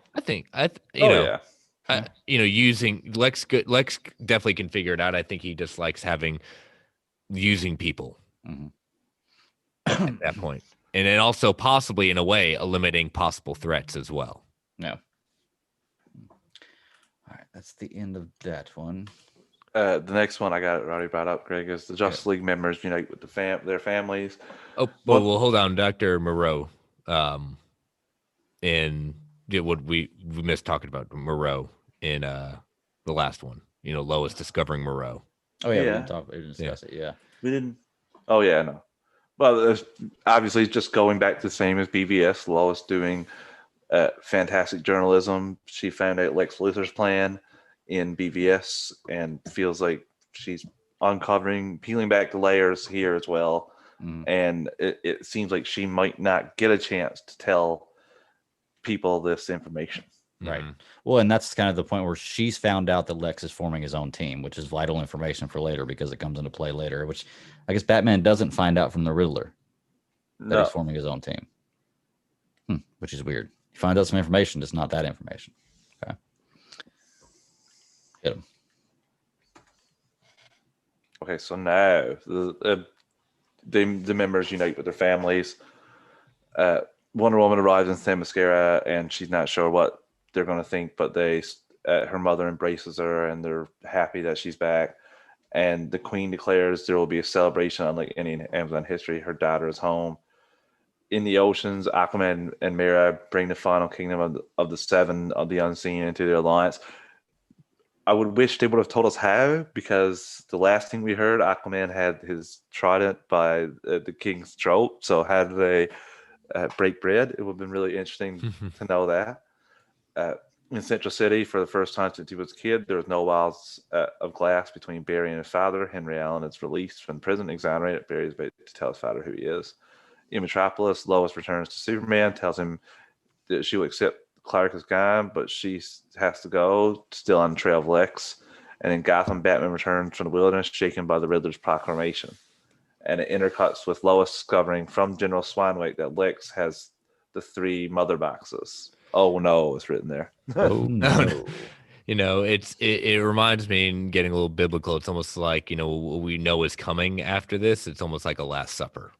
Yeah. It's very much in that idea of one last, for most of them, a happy moment, a good moment. I mean, you have literally Aquaman and Mera break, again, uniting the kingdoms and things like that. Everyone has, for the most part, a happy, or at least, like they said, a family moment. But with what's coming, just like in, the Last Supper, we know it's coming, with Christ. So. Well, the other thing too here is like it goes right into Lex activating his plan, and he has the mother boxes, but his team is off site, which would make sense of how some of his team members are alive in the Nightmare world. And he wants the power for himself. And then while that's going on, a boom tube erupts in front of Lex, surprising him, emerging from the portal to Side. And Darkseid, who emerges behind him, takes the power of the anti-life equation for himself. And I can just picture that scene. That would be so awesome. Yeah. Mm-hmm. Just coming in from behind him and saying, "Thank you. You did all the work for me, and we worked together on that." He was doing the exact same thing Luthor was doing, just the next level up. And after that, like Superman, Batman, Lois are back at the Batcave. Superman flies out to fight Darkseid, and was it Darkseid moves forward, acknowledging that acknowledging Lex. He says to Lex, "I don't want him dead. I want Superman to submit." And Superman suggests like the girl, she's the key to breaking his spirit, which makes sense because of what Lex has seen in BBS, and he used that against Superman. So they have a battle. Jim Lee draws a fantastic drawing of that. That's top notch. It's definitely epic. But yeah, that key thing, after Superman leaves, Bruce and Lois argue. Yeah. Bruce knows she's pregnant because Bruce is Bruce, and Bruce is an amazing detective at many times, and other times it's like, aren't you supposed to be the world's greatest detective? And she tells him, "You're not the father." And she tries to tell Bruce about what she discovered, but he won't listen. That's the key moment. Yeah. Because after that, Darkseid booms to Lois, Batcave collapsing around her, and Batman at his arrival. Bruce looks down at Darkseid and Lois from behind the glass wall above. Darkseid stares at Lois. Bruce is overwhelmed. What can he do? Superman flies at incredible speeds to Gotham, and he just gets there as Darkseid shoots his Omega beams at Lois. Superman cries out, his soul shatters. Grief-stricken, he moves to fight Darkseid, but the anti-life equation takes control of him because he has, I would imagine, because his spirit is broken. And Bruce watches this horror as Superman grabs his head and his eyes burning. This would have been interesting, again, to show and for a general audience to understand the anti-life equation. I think that would be something very interesting of how, again, these are broad strokes. These are key beats. These are action beats, things like that. So it'd be interesting to see how Zack would have done an explanation of what this anti-life equation is. Because it's not an easy concept to really understand unless this is Jack Kirby we're talking about, who created these ideas at that point. It's for a general audience, it's not hard to grasp, but it needs to be explained. Right. Yeah, Chris, I'll agree, because I wonder what, like, would they show it through Superman's eyes, and what would they show? Like, what would we see if Superman's like trying not to succumb to the anti-life equation but fails? Like, we get that what image kind of visions. from. Will we see visions? Will he see visions or anything?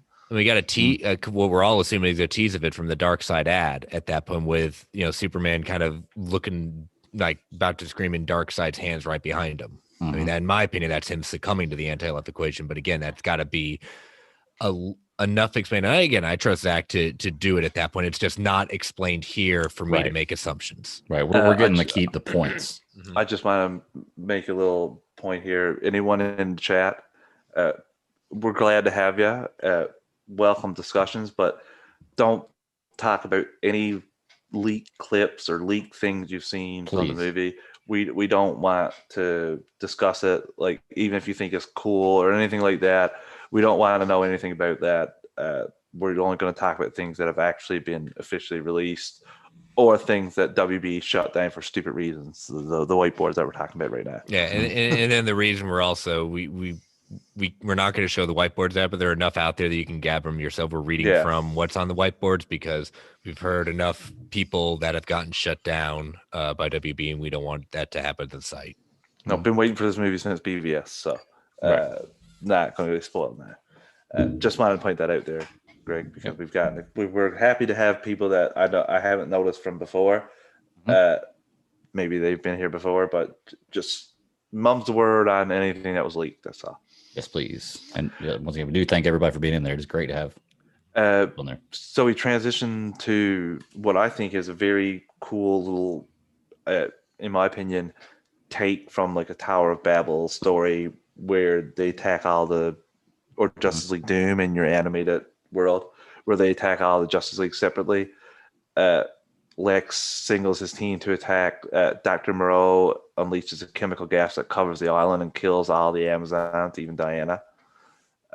Atlantis, Orm, and Black Manta attack the Coronation, killing Arthur. Mara barely surviving herself, a cut across her face. In Central City, Leonard Snyder attacks Flash with his amped-up weapons, courtesy of Luthor. Cyborg is blown apart, saving Barry, losing his lower half. Back at the Batcave, Batman watches in horror as Darkseid takes full control of Superman. Superman turns on Batman and he barely escapes. Lex believes he's won, but comes face to face with Superman. He looks at Lex with burning red eyes and lights him on fire. Lex screams, the world goes red, and cut to 5 years later. Sand dunes, smoldering solar pits, Gothic spires rising from the earth, from the desert.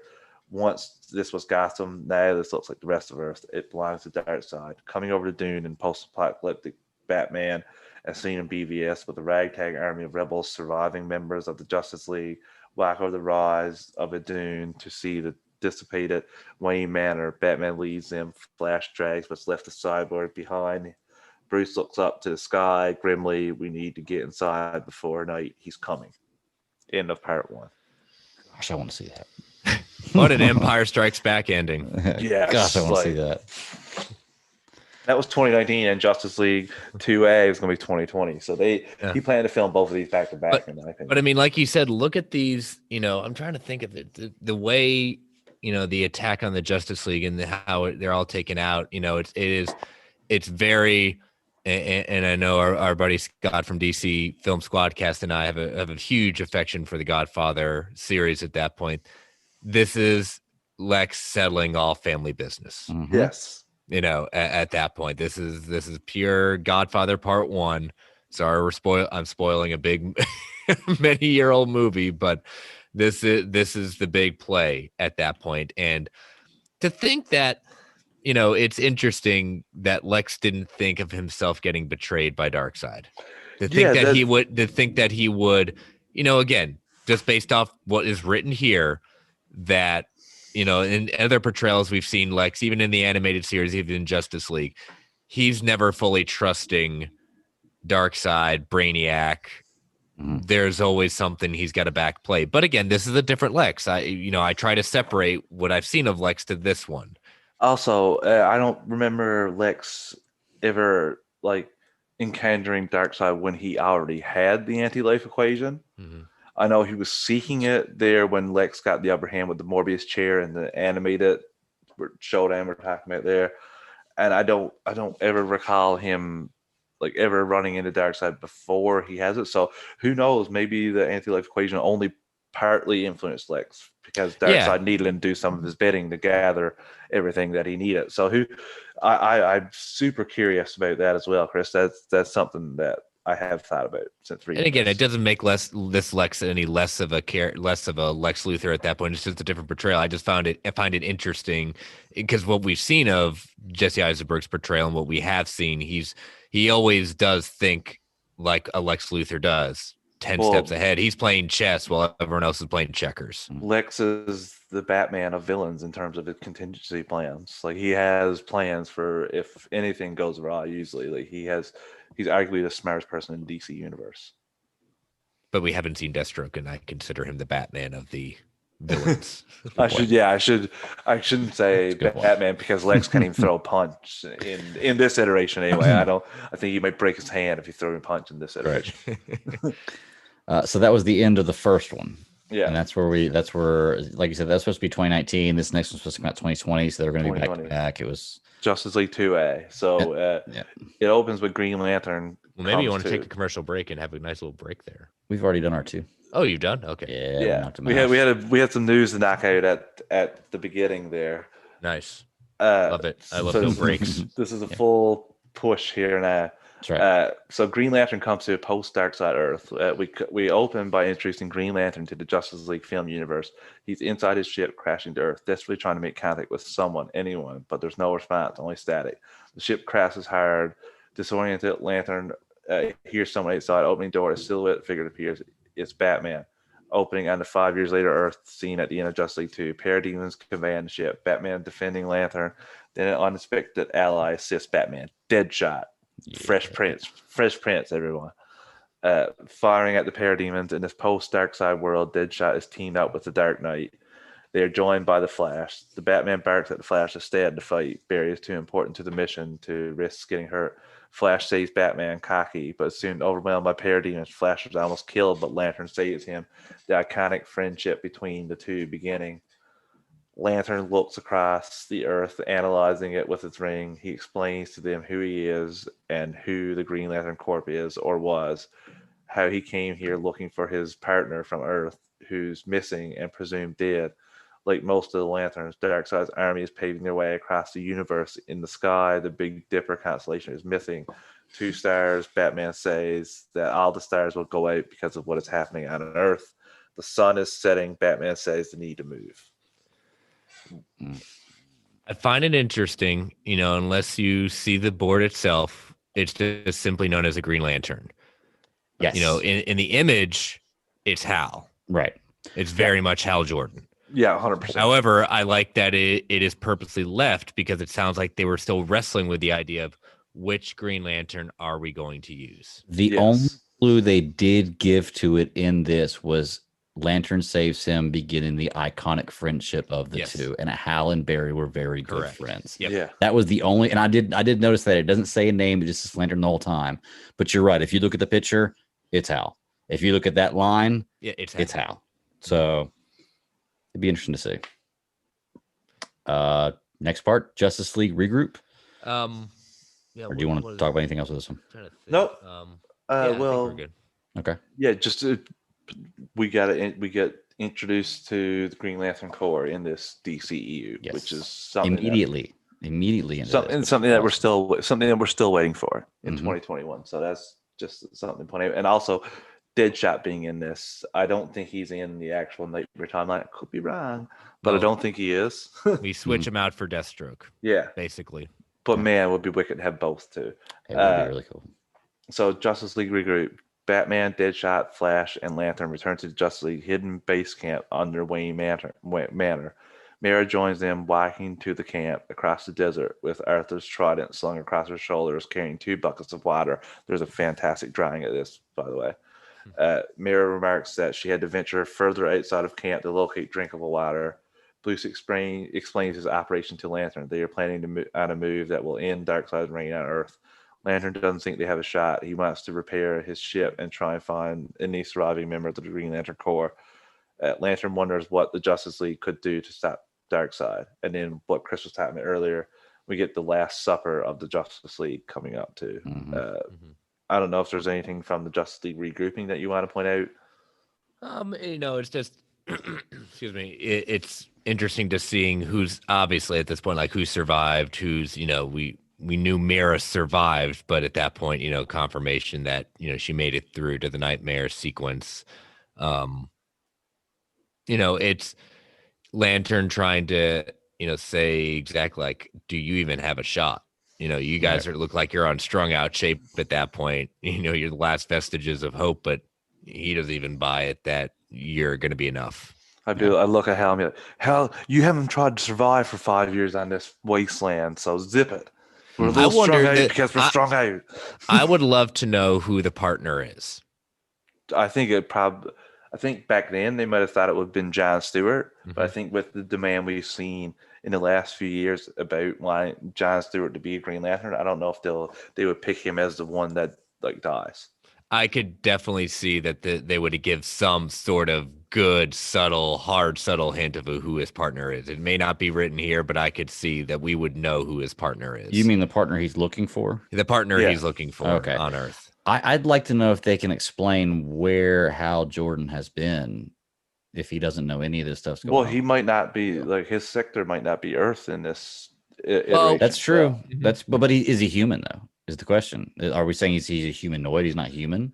I would say he's human. I mean, again, he's looking for his partner on Earth at that point. So, I mean, I think this is sector because, again, Green Lanterns are tied to, I think at this point, we'll have two lanterns per sector at that point. So he may have been called back to Oa to explore something else at that point and then lost contact with John Stewart, Jessica Cruz, Simon Baz, whoever, Guy Gardner, and was sent on to see exactly what's going on because Darkseid's laying waste to all these other worlds. So, well, this also to me seems like of this movie, it looks maybe the second scene of this movie, or like after the first battle, you're going to start out with a lot of action, not a lot of story. This will be the first time you get to calm down, see the entire new league together, get a real look at Lantern and talking to his relationship with, or what they're going to build with the league. It could be a really cool scene. So it goes into the Last Supper of the Justice League. It reveals post-Darkseid Cyborg, now half man, able to plug into machinery, hanging in the Batcave, working on massive technology, a cosmic treadmill. that will help the Flash jump back in time to what end, Lantern asks.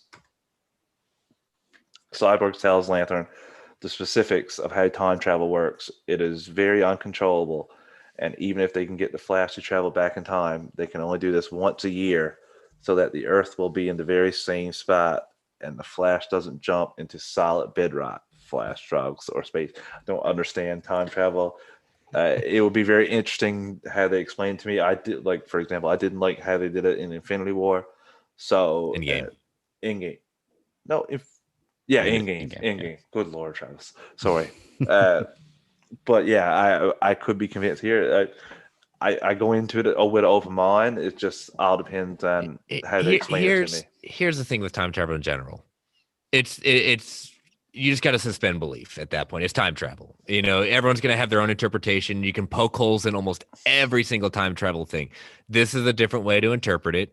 Yes, it seems plausible, but I guarantee you if we were to get Neil deGrasse Tyson on here, he'd poke 20 different holes in it at that point. So, oh yeah. So I'm not saying like, oh, it's hard to believe. It's like someone coming to me saying, man, the Indiana Jones movies are really unrealistic, are unrealistic. That last one was so unrealistic. Really, what were the other three of them that were realistic to you? It's time travel. Let's just enjoy it. Yeah. Right. Let's see. So we're moving on. Cyborg. Okay, yeah. You already did about the specifics of how time travel. So in order to operate it, they need to steal mother box from Darkseid's army, and they know where one is. But once they power this machine up, they'll get his attention. Lantern asks who. Mera answers, a Darkseid-controlled Superman. Even Lantern has heard of the Kryptonian. Worried that he's under the control of Darkseid, he has heard his spirit was unbreakable. Deadshot goes on across the world beyond parity, and nearly the entire population has fallen to the anti-life equation, their mind being completely controlled by Darkseid. Deadshot says he remembers when his daughter was taken. It haunts him worse than death. Just great little character stuff here. Mm-hmm. They need to move soon. The planet alignment is tomorrow night, where Earth will be in the same place as it was when Bruce first saw the Flash in the Batcave. If they don't jump then, they won't have an opportunity for an entire year, and they may not be alive then. I just added that last part. Yeah, that is some weird time travel science right there. Mm-hmm. You know, I guess it's one time a year, Greg. We got to be on board. Don't think too hard. You're just gonna enjoy it. Sit back, enjoy it. Yeah, that's what I'm saying. Like, if you enjoy poking holes in time travel, guess what? You can poke holes in everything with time travel. It's just a different way to think about it. I mean, for kind of like saying a cosmic treadmill really does it. Again, comic books. All right. and I'm sure too, once again, these are highlighted story points. I'm sure that in the movie they would explain it where it would at least, maybe a little more understandable or have reasoning for what this is. You're just getting I can headcanon this. I mean, again, it's like we're trying to avoid paradoxes of other time travel ways of doing things.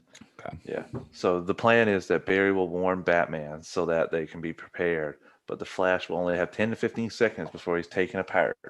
So what can he say in that amount of time? They all agree it's simple. You have to stop Lex. If Lex is stopped, Darkseid will never come here, and Lex will never slaughter the Justice League. Afterwards, Bruce pulls Barry aside. Bruce tells him that it won't work. He was trying to stop Lex already. The Flash has to say something else. Bruce says that this is his fault. In a rare moment of vulnerability, Bruce admits, she was Superman's world. I believe I broke that connection. Bruce whispers in Barry's ears, and Flash eyes go wide. Flash can't help but say, no way. Bruce responds, tell me that. It will change everything. Yeah. And correct me if I'm wrong. I know if it's either Zack or some other people in his inner circle have said, like, I've seen a different way of, like, Bruce talking to Flash and saying, which one of the in Cyborg having a conversation, which time are you gonna go? Mm-hmm. I'm gonna go this time. No, don't do that because that's what I'd expect. Do this instead. Or you've already done that. You've already done that one time. So that's not here. Yeah. So I don't know if that was more thought of after the fact. That was more thought of like it's not on the board, but it definitely was part of the plan. That's something I knew that was missing from what we do know was discussed. Yeah, and things got changed as well to the. Or this is I'm misinterpreting it in the sense that this is what's going to be in Zack Snyder's Justice League in the Nightmare sequence. That discussion is had then, not necessarily in this movie. Yeah. I think that might be it. to be truly honest with you, because I think maybe Barry travels through time just through the Speed Force to the moment, the nightmare scene, and this is traveling through time with the Cosmic Treadmill in the few times, like the first few runs with the Cosmic Treadmill. Let me able to do it for 15 seconds type deal. I think it's two different times. Yeah. Well, the but other thing could still happen. Sorry. But the interesting thing is like him saying you're going to be broken apart. Like sounds like a one-way trip. Yeah. And to the point, it's like it won't matter because it's like saying, so Barry doing any sort of time travel with the Cosmic Treadmill will kill him. And what you're saying, Chris, is very similar to the way the X-Men did time travel in terms of if you change things, like the world that you're in will cease to exist. And yeah, it's a butterfly effect. Yeah. Very similar to the end of Justice League Apocalypse War, where Barry goes at the very end. We don't know what it changed into there. Well, right. Well, we know he left to change it. That was the idea. Him changing it is going to change it out. But that was just kind of surprising in the sense of it's a one-way trip for Barry, but we've seen him, again, separating comic knowledge to this. Is like he only gets to do this once because the sheer force of it will kill him and he becomes one with the Speed Force. So it's like, I get it. I'm such a Flash fan. It's just, it hurts me a little bit.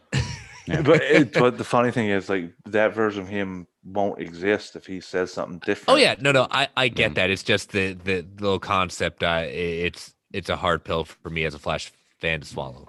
Oh yeah, like even in Flash season 1, where Barry goes back and the other Flash puts his hand up and Barry doesn't do it, and then another Flash disappears. So like even that got me. So I understand exactly what you're saying here, Chris. Well, let me ask y'all something real quick. With Barry, with this talking about, we're determining this is a different time travel scene than the nightmare scene we saw in Batman vs Superman, where he goes back to Bruce. That means the Cosmic Treadmill wasn't around then. It's the same, Greg. It's just this is the sequence. This is what he's going. This is Bruce. This is the Bruce that had Barry go back in time and tell him what we saw in BVS. And this Bruce is telling Barry, you have to say something different.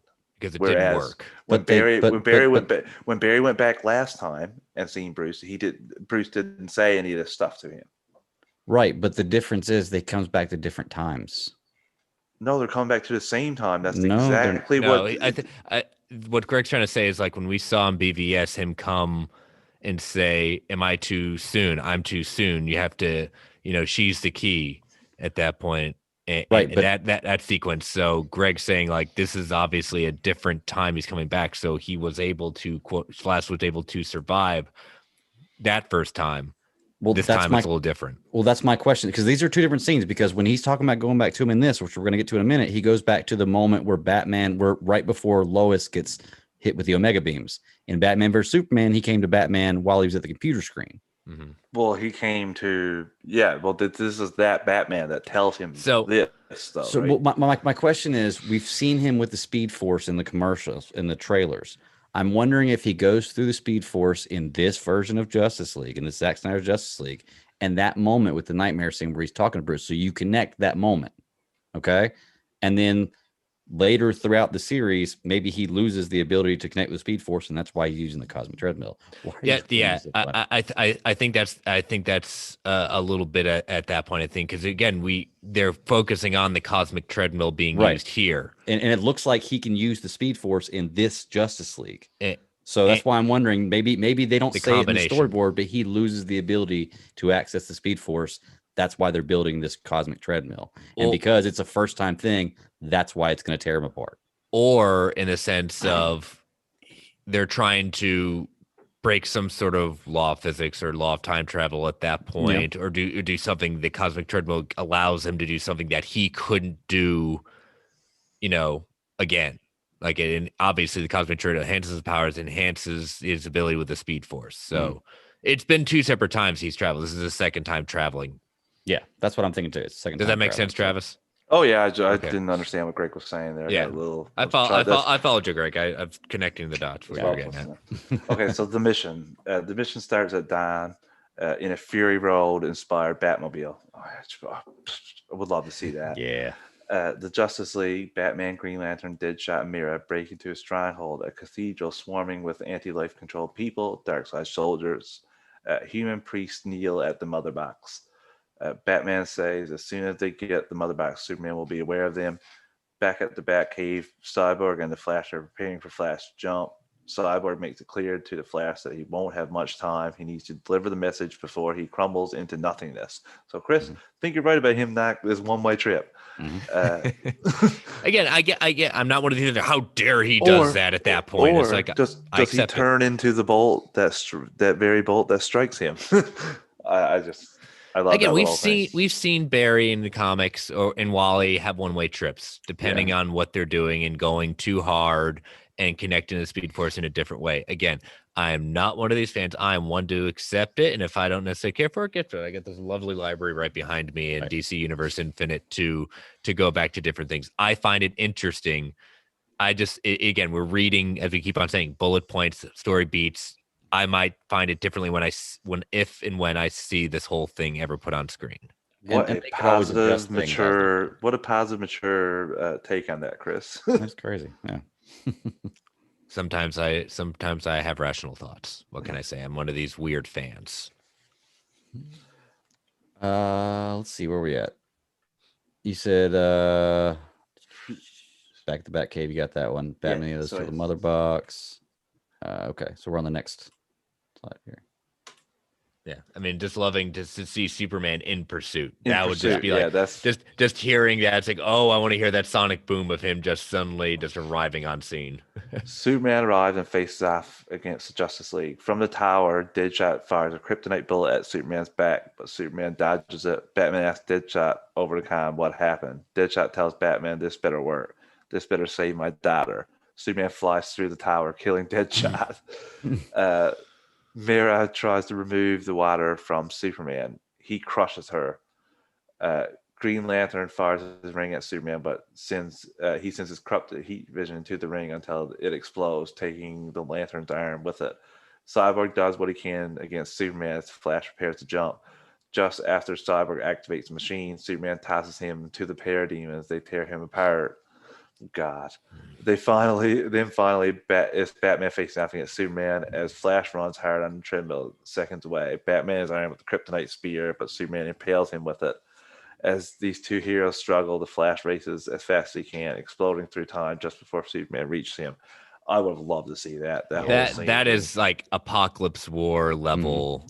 I was just about to say that's exactly what that is. It's so cool, and it's so cool because Apocalypse War did it so differently, but so the same. It's so nice. You can tell that so many different ways. You know? The Flash races back in time. The Flash is pulled through time. Then we're with Bruce and Lois as they first argue in Justice League 2. You're not the father. Lois stormed out of the Batcave. Pause for a second. I want to go back. Thinking in a general audience sense, the reaction of what this, I mean, this would probably be, even though, yes, we're continuing on into a different kind of thing. Like this, we've never seen this ever outside of an animated, outside of comic books, a Superman being like this. No. And even though it's just very short, it's brutal. It fits. It works at that point. We know it works at that point, but this would be very, very jarring for general audience, even though, yes, this movie would be rated R, very much so at that point.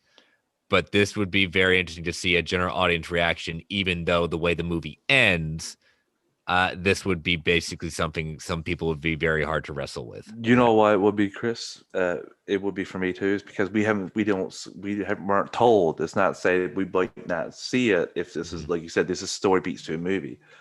We don't know, but not seeing evil Superman do anything evil before this, really, like this is his first foray. So that would be pretty.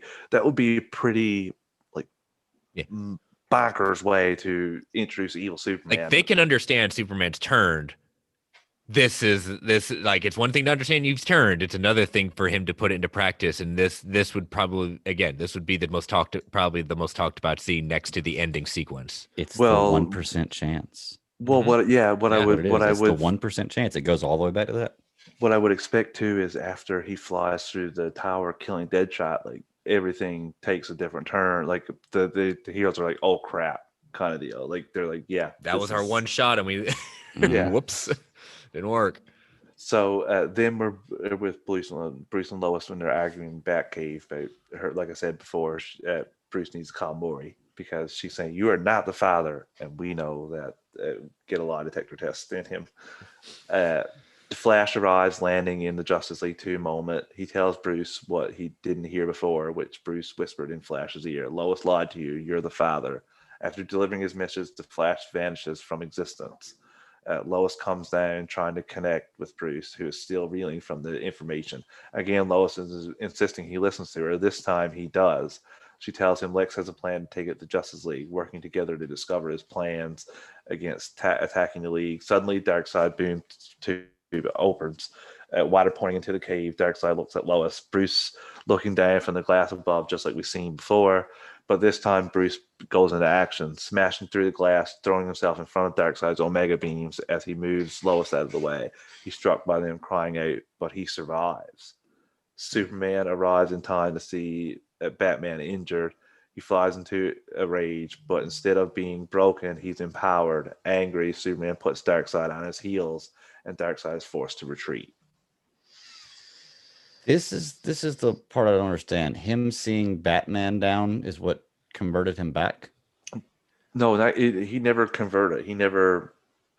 He never turned. He never succumbed to the anti-life equation. Like, it was. Remember that even though we see Superman return and Batman's one of the leading forces to bring Superman back, he still doesn't trust Bruce fully.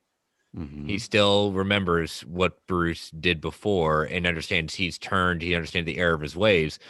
But remember what Bruce, Superman, what Cal Clark, however we're going to call him at this point, told him, "You need to protect her. She is my world. She's everything." And to see Bruce basically at that point, what he would have assumed should have disintegrated at that moment, he saved his world. Yeah.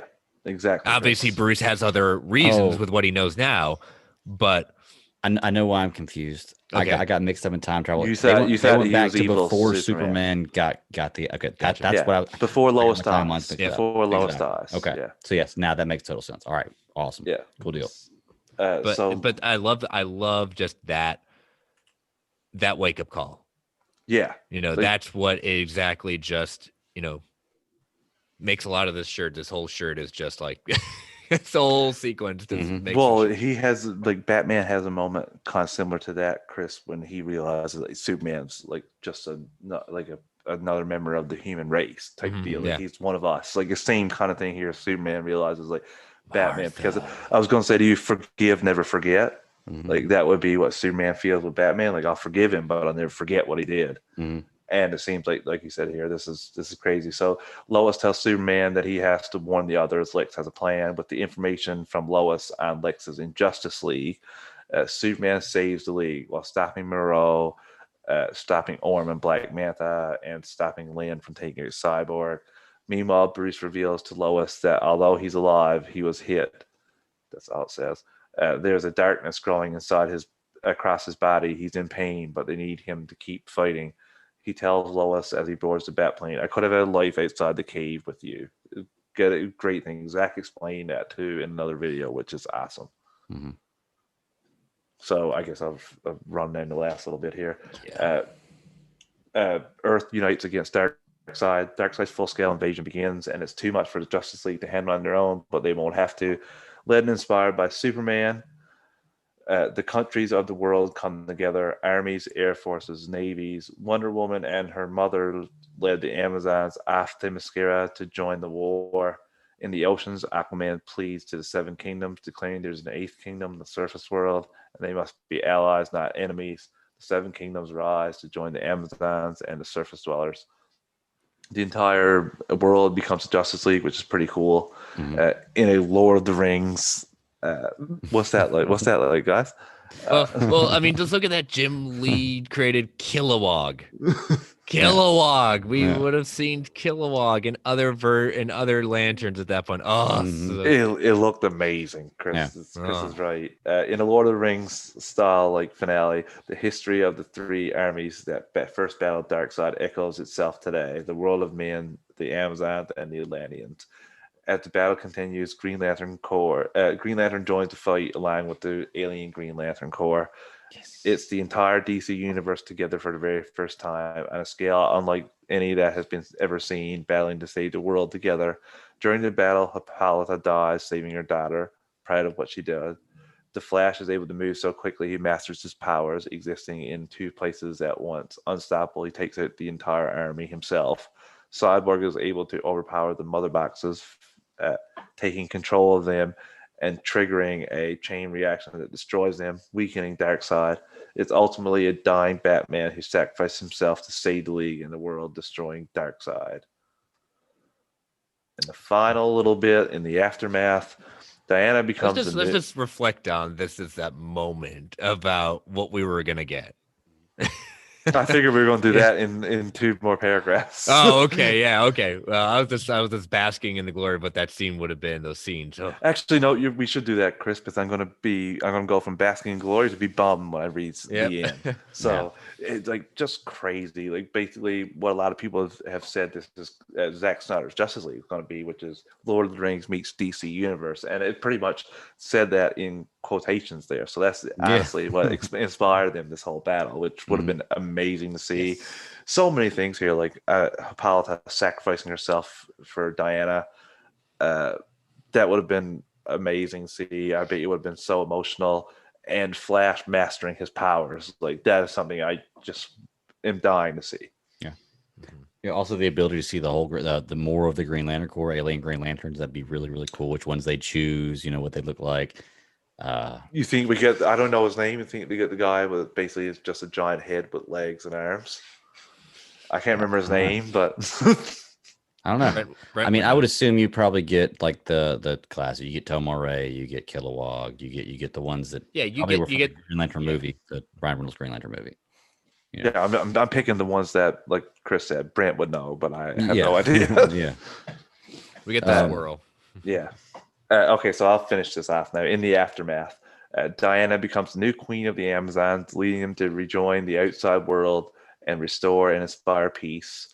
With the Amazons at her side, Diana negotiates peace with the countries of the world, unlike anything in history. Arthur is recognized by the kingdoms of the true king. I feel like that's happened like 4 times. That has helped unite the world. The skepticism over his human heritage not only gone, but replaced with admiration. Cyborg evolved, becoming a god of the digital age, able to transform himself into human, to look human again. I don't like that part. I feel like that kind of undermines the Cyborg accepting who he is. But I guess I could be convinced depending on how he gets there. Lois mourns Bruce's death. Superman looks closer, realizing that Lois is carrying Bruce's child. Lois admits it, but he's already known. Maybe he's always did. He says that he saw what he needed to, but he doesn't shy away from it. Instead, he embraces Lois and her unborn child. He has a reason to become Clark again, which I really like that. Kind of going back to what you said about Cyborg, it just depends. Like you said, like look human again. It didn't say necessarily like there will probably be elements, because again, Zach's gone on record many times, as has Ray, like how important this character is, not just being an African American, but also giving those in paraplegics, those who are amputees, it's all of that. Like, I do not think that it would be a complete transformation back to being human again. There will be different elements of him that you could still see him being, Cyborg. I think you're right there too. I don't think Zach would switch. That would be a complete betrayal of the character. Yeah, and like you said before too, these are just little notes about like the movie. This is not like I don't know what it is for every little note, how long it is in the script. So we just like tacking on the cliff notes here, and I think you're right there, Chris. I guess Lois mourns Bruce's death, and their unborn child. He has a reason to become Clark again. I really like that part. While I don't like Lois and Bruce getting together, I really like how that is the reason that like the kid is the reason that he has to become Clark again, and he's basically taking the role of Jonathan in terms of like raising this kid that's not yours. And I think that's a really beautiful full circle moment for Clark. Yeah, like I said, I'm the same way with you. I think So I'm very whenever, conflicted. Sorry, Greg. I'm yeah, just very conflicted about this whole Lois and Bruce thing because on the surface I don't like it, but when you get in deep like that and what Clark has to do, then I think I could be convinced to like it. I don't initially thinking it. I'm like, but I could be convinced. The story could convince me that I like it. mhm. Yeah, and I think whenever I first read the Justice League 2, and I hadn't read the second one yet. I think I messaged you, Travis. I told you that was the thing I didn't like the most about it was that they were doing this Bruce Yeah, and and I Lois think I told you to read relationship. on. I Yeah, think that you said just keep reading, and I read on, and you're right. While I still, it's like it's not the direction I would have gone. I'm not as smart as these guys, so I do have one question though. Throughout this whole description of both these movies, we don't hear any talks of Martian Manhunter. Yeah, I was gonna wait for someone to say that. feel like that was an updated thing. When with the Okay. Green Lantern movie too, I feel like that's when that made that switch. The Green Lantern show and stuff. Sorry, I feel like I feel like that's more a new thing. They maybe even switched out Green Lantern for Marsh and Manhunter. Maybe, yeah. I don't know. It's just a speculation. Like, unless Zach tells us, I don't think we will know. But Right. it is right. He's glaringly absent from this, even though he's a Won't be big member of glaringly the- absent next week. Nope. Mm. But Greg, also 20 years later, Mhm. after memorial commemorating the Batman sacrifice, Commissioner Barbara Gordon asked Lois, "What are you going to tell him?" Referring to telling Lois's son the truth about his father. For the first time in decades, crime is returning to Gotham, and it needs a new Batman. Various Justice League members, like Martian Manhunter, present. So they did have planned that include him. Eventually, he'd be in there. Yeah. Yeah, I find it funny that was the one paragraph we had yet to read, and Greg says, "You know what I didn't notice? There was nothing but Martian Manhunter," Yeah. and they slipped that in there. Obviously, they didn't have the big of plans, as what we think, and that kind of lends to speculation that Zach didn't initially plan for Swanwick to be Martian Manhunter, although I don't know. I think he did, but I could be wrong there. So Yeah. various Justice League Martian Manhunter. Lois takes her son to the Batcave and reveals the truth that his father was Bruce Wayne, Batman. In Gotham, rising from the shadows and out into the moonlight, we meet the all-new Batman. The end. Question before we get into else: do you think that all-new Batman is wearing the Batman Beyond suit? I think it'd be smart. I would love it. Yeah, it'd be smart. I would to do love that, it. because you could go holes. Okay, two things I have that I don't like about. Well, a couple things I don't like about this last little part here. One, obviously, Barbara Gordon knows that Lois's kid is Bruce's son. How does she know that?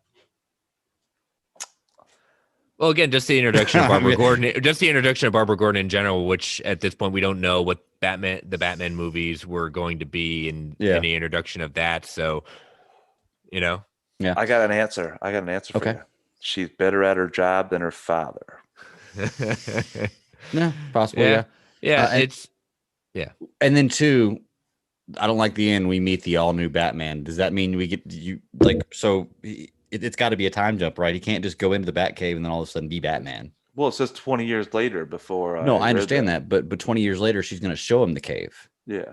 So he goes down there and there's already a suit for him, and he's already new Batman, like immediately. Or is it I just assume like, it'll it's- be like, yeah, it's probably a little bit, but it could be one of the joyful moments like Batman comes up and says, "I've always prepared this for you." your my daddy son." left this for you. Batman always has a plan. and it'd be like suit, like kind of like Beyond, where he doesn't have to have the awesome fighting skills right away. Like he can pick those up along Yeah. the way.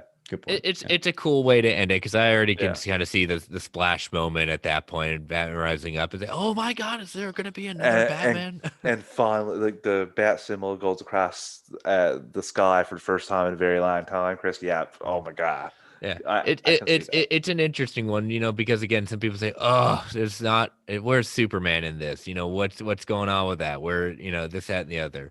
Well, It becomes like a Batman. People say, "Oh, it's a Batman movie, not a Superman movie." Right. Superman's his dad. It never. Hey, I'm mentions- just saying, some of the Oh, no. so-called fans are going to complain about. Oh that. yeah. It never mentions what they name the son. What if they named him Bruce after Bruce, and now his name is Bruce Lane? The second Batman is Bruce Lane instead of Bruce Wayne. Bruce. Bruce Lane, Lois Lane. He'd be Bruce Kent. That's true. Yeah, I call him Bruce Lane anyway. It sounds cooler. That sounds cooler. If I was a kid, I would not want you. You know how close you are to Bruce Lane. Bruce Lane, you're getting tortured in kindergarten and grade one. So. You're getting emotional scars that you may never get over. I guess it's true. I think about that. I used to get teased and called ketchup because there's a brand name called Heinz ketchup. It's not even spelled the way as my last name. And for 2 years, little kids can be terrible. Like people ketchup man, look at right? the ketchup man. Look at the ketchup man coming. 57. Kids can be cruel. Sorry, Chris. Sorry, Chris. I was saying, welcome to therapy. Yeah. But yeah, that's the thing that's also missing, you know, Superman not being in 20 years later. I'm not saying Superman's dead or anything like that, but Superman's not there. I would think, again, at little beats right there, we're going to see something of Superman, considering that nothing mentioned of Martian Manhunter until now. Barbara Gordon, nothing mentioned until now. We've got a lot of different things that were out there. But again, this is a very, very interesting direction. I'm there, but then again, I'm a fan. So right. You know what this is like to me, Chris? This is like the Marvel what ifs. This is what this is like, except it's not done out. It's not done out, but this is what it would have been. This is what would have happened if they would have stuck to the original plan. Yeah, it would have been very interesting to see. No, nothing says that we can't have this. Nothing says that if this does continue and they want 2 and 3, that he will not keep elements and whole parts. I could see him, just like people accused him, saying, oh, well, you're added stuff and things like that. It's like, it's his vision. Right. It's his movie. It's the same thing people get upset with George Lucas saying, oh, the original, stuff like that. Again, you may not like what he did. It is those are his films. And every movie does that too. It's not, I guarantee you, every storyboard for every movie is not from beginning to end exactly what you intended it to be when you started, you know? Well, not only that, Greg, like outside of Zack Snyder in this case. For example, 2 weeks ago, I started working on an assignment that's due next week. I went back 2 days ago and took out 3 paragraphs and added 2 other ones, completely different things, and that I thought worked better. So I can imagine an actual creative, a talented creative, not some jerk, is actually working on his movie. I'm sure in 3 years or in 4 years, like the plans that he have, I'm sure he thinks, oh, that would be way better, or that would be so much more of an improvement. So like Chris said, this was really fun. And this is a fun little exercise in what might have been. You can always think, and you could get this in different things. We could get this as an animated story in 5 or 10 years. You don't really know 100%. Or we covered on superhero discussions. Or we may get it as parts 2 and parts 3 in Zack's own Elseworld. Either or. I'm just glad we got these. And like I said, when we first started typing this, if you've paid attention to this and been in the nitty gritty, you've learned a lot of this. Kevin Smith basically gave you the Cliff Notes version of this almost 2 years ago or a year and a half ago, before this Snyder Cut was announced. So, and also go watch Fat Man Beyond the first 5 minutes. Yeah. Somebody's seen the movie and can't say anything, but I just love that all he did was, I can't wait till he can say something about it. But I just love the positivity. So, yeah, Chris, thanks for joining us for this. This was great. I love that you did. And what are we? We're less than 2 weeks away. We're away. We're almost 2 weeks from Thursday.